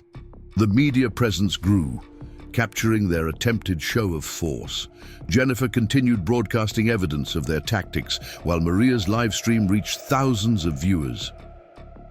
"Mr. Phillips," a reporter called out, "can you comment on allegations that Platinum Development systematically manipulates HOA regulations to force property sales?" The corporate facade cracked completely. Phillips retreated to his vehicle, ordering Pierce to handle the media. The security teams received new orders, their aggressive stance softening under public scrutiny. Mark's phone rang. The state attorney general's office had seen Maria's live stream. They wanted statements from all affected residents about corporate security forces restricting their movements. Inside the command center, Jennifer tracked the corporate response. "They're in full panic mode. Sterling's called an emergency board meeting. The investors are threatening to pull out completely." The direct threat had backfired spectacularly. Instead of intimidating residents into submission, Platinum Development had exposed their tactics to public scrutiny. Their attempt to show force had revealed their desperation. As the morning progressed, the corporate presence began to withdraw. Security teams departed one by one, their show of force crumbling under media attention and legal scrutiny. Karen Mitchell's Mercedes was one of the last to leave, her final glare promising this wasn't over. But the community had seen behind the corporate curtain. The direct threat had revealed Platinum Development's true nature, not as legitimate developers, but as corporate bullies using fear and intimidation to destroy communities for profit. Mark stood with his family and neighbors, watching the last corporate vehicles retreat. They had turned a moment of crisis into another victory, exposing more of Platinum's illegal tactics while strengthening community bonds. "They still don't understand," Linda observed, surveying the impromptu gathering on their lawn. "Every time they try to break us, we grow stronger." The family reunion continued amid the drama, but it had evolved into something more significant. It wasn't just a celebration of family ties anymore, but a demonstration of community resistance against corporate aggression. As the day progressed, more evidence emerged of Platinum's coordinated attempt to intimidate residents. Jennifer compiled documentation, while Bob prepared legal challenges. Maria's live stream had sparked national interest in corporate development tactics. The direct threat had failed, but Mark knew this wasn't the end. Platinum Development would try new tactics, find other ways to pressure the community, but they had revealed their true nature, and in doing so, had strengthened the community's resolve to resist. The battle for Oakwood Estates continued, but the balance of power had shifted. The corporation's show of force had backfired, exposing their desperation and illegal tactics to public scrutiny. The community stood united, stronger than ever, in their determination to protect their homes and their way of life. The strategic response silence hung over Mark Reynolds' dining room as he studied the stack of legal documents before him. The morning sun cast long shadows across the table where Jennifer Chen's laptops displayed multiple screens of data. Bob Wilson sat opposite, his legal pad covered in notes, while Maria Garcia spread out county planning documents. They made a mistake with that show of force. Bob explained, highlighting sections of a court filing. Using private security to restrict movement on public streets? That's given us leverage we didn't have before. Jennifer nodded, her fingers flying over the keyboard. The timing works in our favor too. I've traced their entire operation now.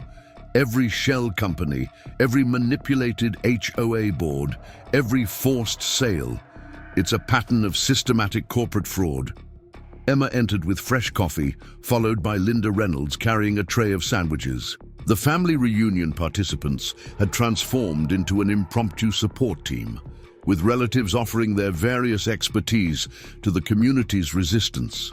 2 more corporate lawyers arrived at Karen Mitchell's house, Linda reported, setting down the tray. They looked worried, lots of urgent phone calls and rushed meetings. Mark's phone buzzed with messages from the state attorney general's office. They wanted detailed statements about the corporate security team's attempts to restrict resident movement. Photos, videos, witness accounts, everything that could document Platinum Development's tactics. Here's what they don't know yet, Maria said, pulling up architectural plans.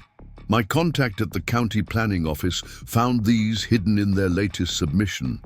They're already selling units, specific units, on specific lots that they don't own. That's not just aggressive development, that's fraud. Bob's expression sharpened. Real estate fraud across state lines. That puts this under federal jurisdiction. A knock at the front door interrupted their discussion. Through the security cameras, they could see Tom and Susan Baker with urgent expressions. Mark let them in quickly. You need to see this, Tom said, holding up his tablet. They're trying to call an emergency HOA meeting. Karen's sending out notices claiming she has proxy authority for half the neighborhood. Jennifer was already tracking the development. Found it. They're using those forced sales to claim voting rights for the properties Platinum acquired through shell companies. But look at the timing. These proxy documents are dated before they even bought the properties. More evidence of fraud, Bob noted, adding to his growing file. They're getting sloppy, making mistakes. The question is, how do we use this? Mark studied the gathered intelligence. Financial records, corporate communications, fraudulent documents, evidence of HOA manipulation. They had the ammunition. They needed the right strategy. We hit them from all sides, he decided. Legal challenges to their development permits, criminal complaints about the security teams, media exposure of their corporate fraud, and we do it all at once. Emma looked up from her own documentation of recent events. Won't they see it coming? That's the point, Jennifer explained, pulling up more corporate communications. They're already in crisis mode. Their investors are nervous, their timeline is blown, and they've exposed their tactics to public scrutiny. They can't respond to everything simultaneously. Maria's phone lit up with messages from other communities fighting similar battles. We're not alone anymore. Other neighborhoods are coming forward with identical stories. HOA manipulation, forced sales, corporate intimidation. Bob began organizing their counterattack. Legal filings were prepared, challenging every aspect of Platinum's operation. Jennifer compiled digital evidence of their systematic fraud. Maria coordinated with county officials investigating their permit applications. Mark's relatives joined the effort, their family reunion now completely intertwined with the community's resistance. Uncle Steve's security expertise strengthened their documentation of corporate intimidation. Cousin Mike's real estate knowledge exposed the fraudulent property schemes. Outside, corporate surveillance continued, but with less confidence. The security teams maintained their presence, but kept their distance, chastened by the legal scrutiny. Their previous aggression had attracted. Here's the first strike, Bob announced, reviewing a legal filing. We're challenging their HOA board authority. Every decision, every fine, every regulation they've created is invalid because Karen Mitchell and Richard Cooper were paid corporate agents, not legitimate board members. Jennifer's monitoring picked up immediate corporate reaction. They're scrambling, Emergency calls between Sterling's office and their legal team. The investors are demanding answers about proxy voting irregularities. Mark's phone rang, a familiar number. Karen Mitchell was calling, probably trying to contain the damage. He put the call on speaker. "Mark," her voice carried forced pleasantness. "I think there's been a misunderstanding. We're willing to discuss a more amenable resolution to this situation. Like using corporate security to imprison residents in their homes," Mark replied calmly. "Or falsifying HOA documents to steal voting rights." Karen's composure cracked slightly. "These accusations are completely unfounded. We're simply trying to maintain community standards." "Save it for the prosecutors," Bob interrupted. "We have documentation of everything. Your payments from Platinum Development, the backdated proxy votes, the fraudulent permit applications." The call ended abruptly. Within minutes, corporate vehicles began arriving at Karen's house. Lawyers, executives, damage control specialists. "They're realizing how much evidence we have," Jennifer observed, tracking their communications. "Sterling's flying in personally. Their whole development model is at risk if this becomes public." Maria's contacts reported similar scenes at other Platinum development sites. Communities were sharing information, exposing identical patterns of corporate manipulation and HOA abuse. The family reunion participants gathered in Mark's backyard, now fully invested in the community's fight. Linda organized support teams while Emma coordinated communication between various resident groups. "You know what really scares them," Linda observed, watching corporate lawyers hurry between vehicles. "We're not just fighting back, we're exposing their entire operation. Every community they've targeted is comparing notes now." Mark's security system alerted them to new arrivals. Alexander Sterling himself stepped from a corporate SUV, accompanied by Gregory Phillips and a team of lawyers. They headed straight for Karen's house. "Perfect timing," Jennifer smiled, her cameras recording everything. "Just as we file our challenges to their development permits, they can't coordinate responses fast enough." The strategy was working. Platinum Development found itself fighting on multiple fronts. Legal challenges to their permits, criminal investigations into their HOA manipulation, media exposure of their corporate fraud, and growing investor concern about their development practices. Bob received updates from his legal network. Other communities were filing similar challenges, using the evidence Jennifer had uncovered. The pattern of corporate abuse was becoming impossible to ignore. Mark's phone buzzed with another call, this time from Amanda Pierce. "Mr. Reynolds, we're prepared to make this go away. Name your price." "It's not about price anymore," Mark replied. "It's about exposing what you've done, not just here, but in every community you've targeted." The corporate team's desperation became evident as the day progressed.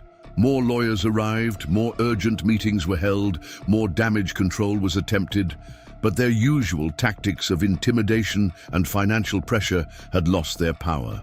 Jennifer tracked their frantic communications. Sterling's board is demanding answers. The investors are threatening to pull out. Their entire development strategy is unraveling. Maria's live stream of recent events had gone viral, drawing national attention to corporate development tactics. Other communities shared similar stories, creating a wave of resistance against predatory development practices. The family reunion continued amid the strategic campaign, but it had evolved into something more significant. Relatives who had come for a celebration found themselves part of a movement to protect communities from corporate predators. Mark stood in his backyard, watching the corporate team scramble between vehicles and meetings. Their show of force had backfired. Their intimidation had failed, and now their entire operation was exposed to public scrutiny. "They still don't understand," Linda said, joining him. "They think everything has a price, that everyone can be bought or bullied. But they've never faced united communities before." The strategic response had shifted the balance of power. Platinum Development wasn't fighting individual homeowners anymore. They were facing organized resistance, armed with evidence of their systematic fraud and corporate manipulation. As evening approached, the corporate presence began to change. Security teams withdrew, replaced by lawyers and PR specialists trying to contain the growing scandal. Karen Mitchell's Mercedes disappeared, while Richard Cooper's Audi sat abandoned in his driveway. Jennifer's monitoring revealed the impact of their strategy. Sterling's calling an emergency board meeting for tomorrow. The investors want immediate answers about their development practices. This is spreading to every community they've targeted. The family reunion participants gathered for dinner, now fully integrated into the community's resistance.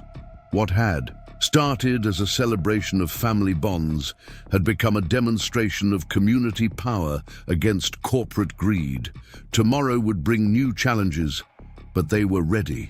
The evidence was compiled, the legal challenges were filed, and the truth about Platinum Development's tactics was spreading beyond their control. Mark looked at his gathered family and neighbors, united in purpose, strengthened by resistance, determined to protect their community. The corporate giants had underestimated them, thinking they could be bullied or bought. Instead, they had sparked a movement that threatened Platinum's entire operation. The strategic response hadn't just defended one community, it had exposed a system of corporate abuse that threatened neighborhoods everywhere. The battle for Oakwood Estates continued, but the momentum had shifted. Corporate power had met its match in community solidarity, and the truth about their tactics was becoming impossible to hide. Dawn broke over Oakwood Estates to the sound of car doors slamming and urgent voices. Alexander Sterling had arrived in force, his corporate convoy filling the street outside Mark Reynolds' home. The Platinum Development CEO stood on the sidewalk, flanked by Gregory Phillips and a team of lawyers, their expensive suits incongruous in the suburban setting. Mark watched through his security cameras as Karen Mitchell rushed to meet them, her usual composure shattered by the growing crisis. Richard Cooper's Audi screeched to a halt behind them, adding to the growing corporate presence. "They're panicking," Jennifer Chen observed from her command center in Mark's garage.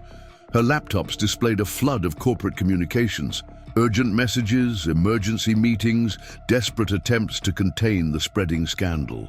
Bob Wilson arrived just as Sterling approached Mark's front door, his legal briefcase bulging with documents. Emma ushered their gathered family members into the kitchen, where Linda Reynolds organized breakfast while monitoring the situation. The doorbell rang with aggressive insistence. Mark opened it, recording device ready, to find Sterling's artificial smile barely masking his tension. "Mr. Reynolds," Sterling began, his corporate polish showing cracks. "I believe it's time we resolved this situation professionally. May we come in?" "We can talk here," Mark replied, remaining in the doorway. "Everything on record, everything in the open." Sterling's smile tightened. "This is a private business matter that requires discretion. We're prepared to make an extremely generous offer, like the offers you made in other communities." Jennifer appeared beside Mark, her laptop displaying financial records. "Before using HOA regulations to force people out when they refuse to sell," the corporate team shifted uncomfortably. Gregory Phillips stepped forward, legal documents in hand. "These allegations are unfounded and potentially libelous. We have court orders." "Fraudulent orders," Bob interrupted, emerging from his car with his own legal files. "Based on fabricated HOA regulations and manipulated board decisions. Would you like to explain that to the federal investigators?" Sterling's facade cracked further. "Federal investigators?" "Real estate fraud across state lines," Bob explained, calmly. "Plus corporate racketeering, HOA manipulation, illegal detention by private security forces. The list keeps growing." More neighbors emerged from their homes, many recording the confrontation. Maria Garcia's live stream was already running. broadcasting the corporate presence to a growing online audience. This is not a negotiation. Sterling's voice hardened. Your continued resistance is threatening a multi-million-dollar development project. We will take whatever steps necessary. To what? Mark challenged. Force us out? Destroy our community? Your tactics are exposed, Mr. Sterling. Every community you've targeted is comparing notes now. Karen Mitchell pushed forward, desperation evident in her voice. The HOA has clear authority to enforce community standards. These violations were created specifically to target properties you wanted to acquire, Jennifer finished, projecting emails onto the side of her car.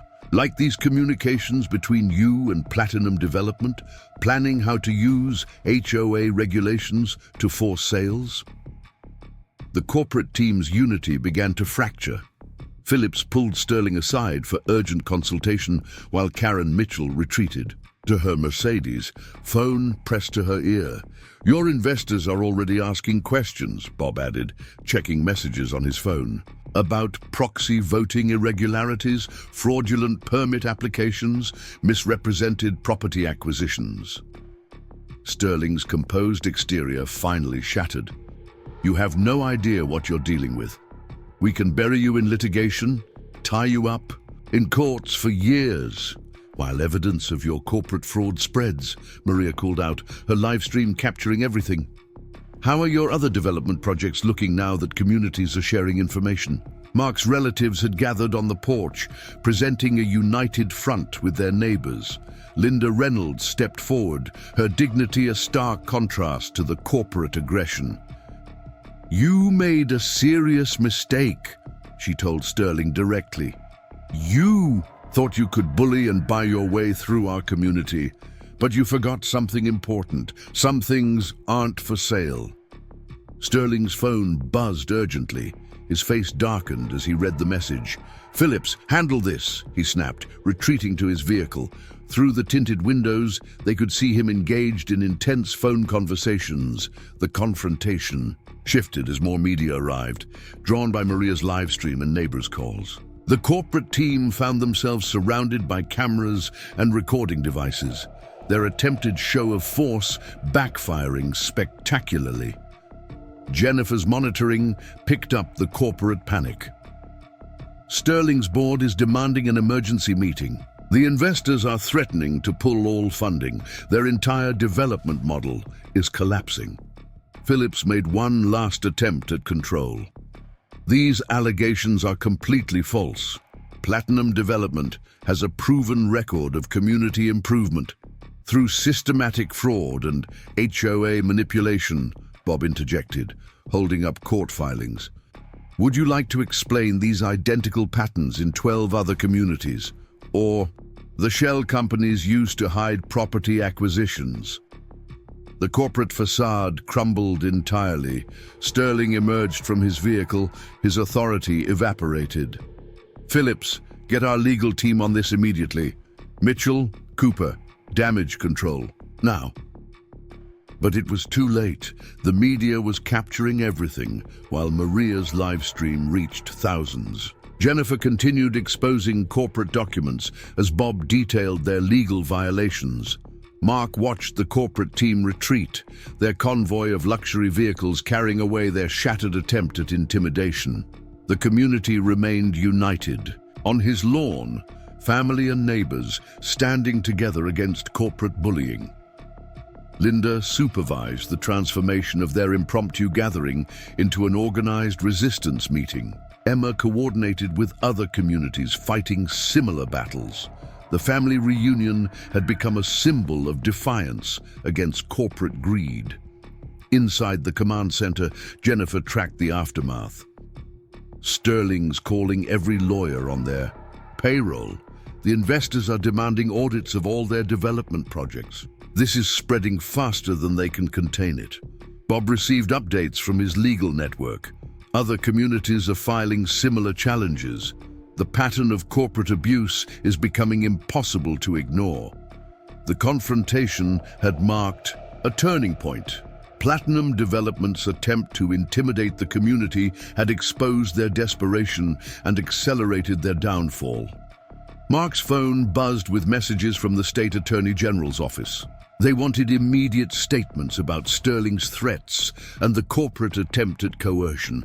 The family reunion participants gathered in the backyard, now fully committed to the community's fight. What had started as a celebration had become a demonstration of resistance against corporate destruction of neighborhoods. As evening approached, the corporate presence had transformed entirely. The security teams were gone, replaced by worried lawyers and PR specialists trying to contain the growing scandal. Jennifer's monitoring revealed the full impact of the confrontation. Sterling's board is calling for his resignation. The investors are launching internal investigations. Their entire operation is unraveling. Mark stood with his family and neighbors, watching the last corporate vehicles retreat. They had turned a moment of crisis into a decisive victory, exposing Platinum's tactics while strengthening community bonds. "They still don't understand," Linda observed, surveying the gathered residents. "Every time they try to break us, we grow stronger." The battle wasn't over, but the confrontation had shifted the balance of power irrevocably. The corporate giants had shown their true nature, and in doing so, had sealed their own fate. The family reunion continued, but it had evolved into something more significant. It wasn't just a celebration of family ties anymore, but a symbol of community resistance against corporate destruction. As night fell over Oakwood Estates, the community remained united, stronger than ever in their determination to protect their homes and their way of life. The corporate attempt at intimidation had failed, exposing their desperation and illegal tactics to public scrutiny. Mark looked at his gathered family and neighbors, united in purpose, strengthened by resistance, determined to protect their community. Platinum Development had underestimated them, thinking they could be bullied or bought. Instead, they had sparked a movement that threatened the corporation's entire operation. The confrontation hadn't just defended one community, it had exposed a system of corporate abuse that threatened neighborhoods everywhere.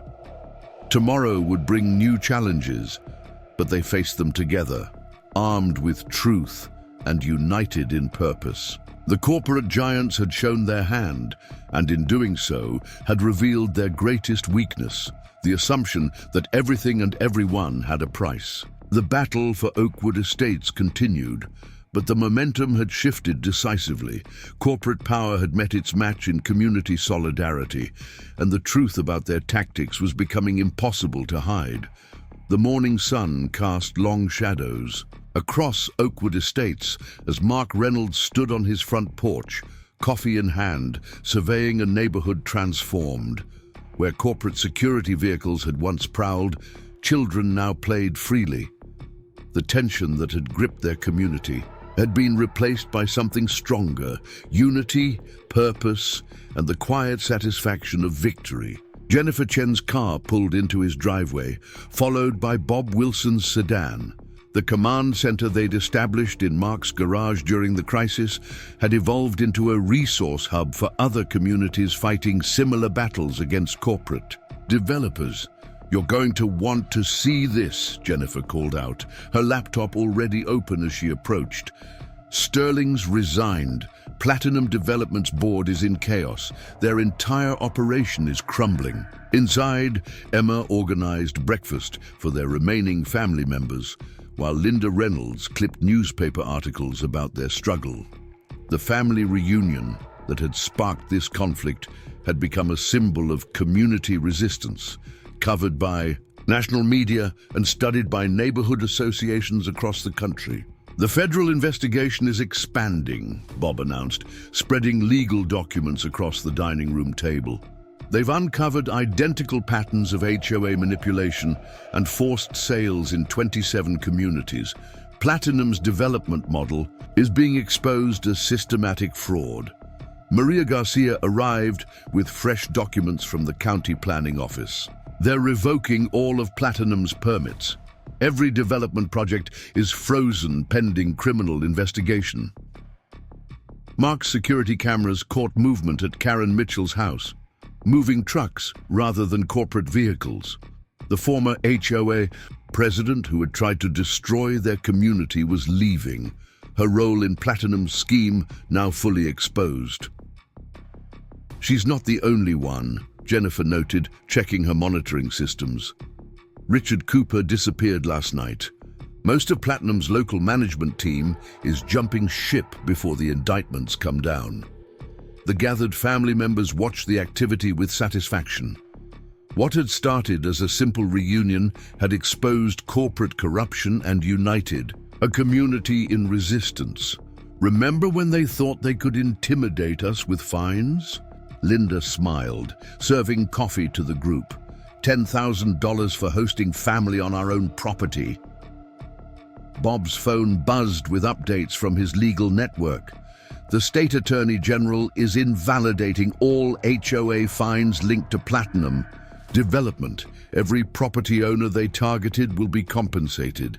Outside, neighbors gathered on Mark's lawn, not in protest this time, but in celebration. The community that had come together to fight corporate bullying had emerged stronger, more united, and determined to protect their way of life.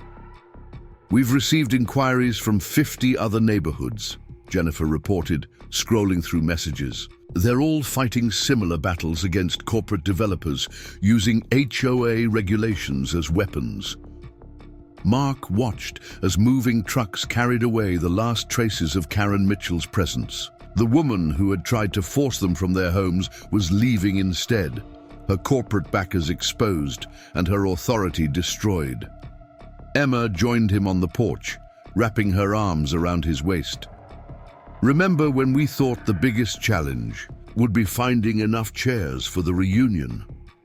The family gathering that had sparked this conflict had transformed their community.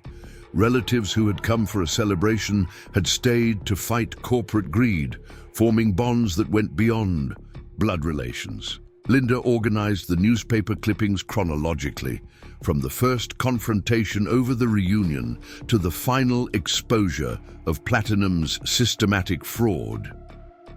This isn't just our story anymore, she observed. It's a blueprint for other communities. Inside the command center, Jennifer tracked the collapse of Platinum Development's empire. Their stock is worthless. The investors are suing. Every community they targeted is filing legal challenges. Bob reviewed the growing list of criminal charges. HOA manipulation, real estate fraud, corporate racketeering. They'll be lucky if anyone avoids prison. Maria's live stream during the conflict had become a symbol of resistance, shared by communities facing similar threats. "We're organizing a national network," she announced. "Neighborhoods helping each other fight corporate takeovers." Mark's phone buzzed with messages from other family reunions being planned in Oakwood Estates. The community that had united to fight corporate destruction was celebrating its victory with renewed connections and stronger bonds. "They never understood what they were really fighting," Linda remarked, watching children play freely on lawns, "that corporations had tried to steal. They thought everything had a price. They couldn't comprehend the value of community." Bill, the final corporate SUVs disappeared from their streets, replaced by neighbors walking freely, sharing stories, strengthening the bonds that had helped them triumph over corporate greed. Jennifer's monitoring captured the last traces of Platinum's presence. Sterling's being indicted. The board is dissolving. Their entire development model is being exposed as criminal enterprise. The family reunion that had started this battle had ended, but its impact continued. The community had learned its strength, discovered its voice, and shown that united neighborhoods could defeat corporate giants. Mark stood with his family and neighbors, watching their community reclaim its soul. The $10,000 fine that was meant to break them had instead revealed their power when they stood together. "We didn't just save our homes. Emma observed, surveying their gathered neighbors. "We showed others how to save theirs." The story of Oakwood Estates spread beyond their neighborhood, inspiring other communities to resist corporate destruction. The family reunion that developers had tried to shut down had sparked a movement. As evening approached, the community gathered one final time on Mark's lawn. Not in protest or defiance, but in celebration of their victory and the bonds they had forged in struggle. "They thought they could divide us," Linda told the gathered neighbors. "Instead, they made us stronger." The battle for Oakwood Estates was over, but its legacy continued in communities across the country. Corporate developers had learned a costly lesson. Some things truly aren't for sale, and united neighborhoods cannot be broken by greed or intimidation. Mark looked at his gathered family. Both blood relations and community bonds forged in resistance. The $10,000 fine meant to silence them had instead given voice to a movement. The sun set on a transformed neighborhood where children played without fear of corporate surveillance, where neighbors shared stories of resistance and victory, where community meant more than property values. They had not just defeated a corporation. They had shown others the power of united communities, the strength of shared purpose, the triumph of human bonds over corporate greed. The family reunion that sparked this conflict had ended, but its impact would continue in every neighborhood fighting corporate destruction, in every community discovering its voice, in every victory over those who would replace homes with profit. As night fell over Oakwood Estates, Mark stood with his family and neighbors, knowing they had not just saved their homes, they had shown others how to save theirs, and in doing so had changed the meaning of community forever. Up next, you've got two more standout stories right on your screen. If this one hit the mark, you won't want to pass these up. Just click and check them out.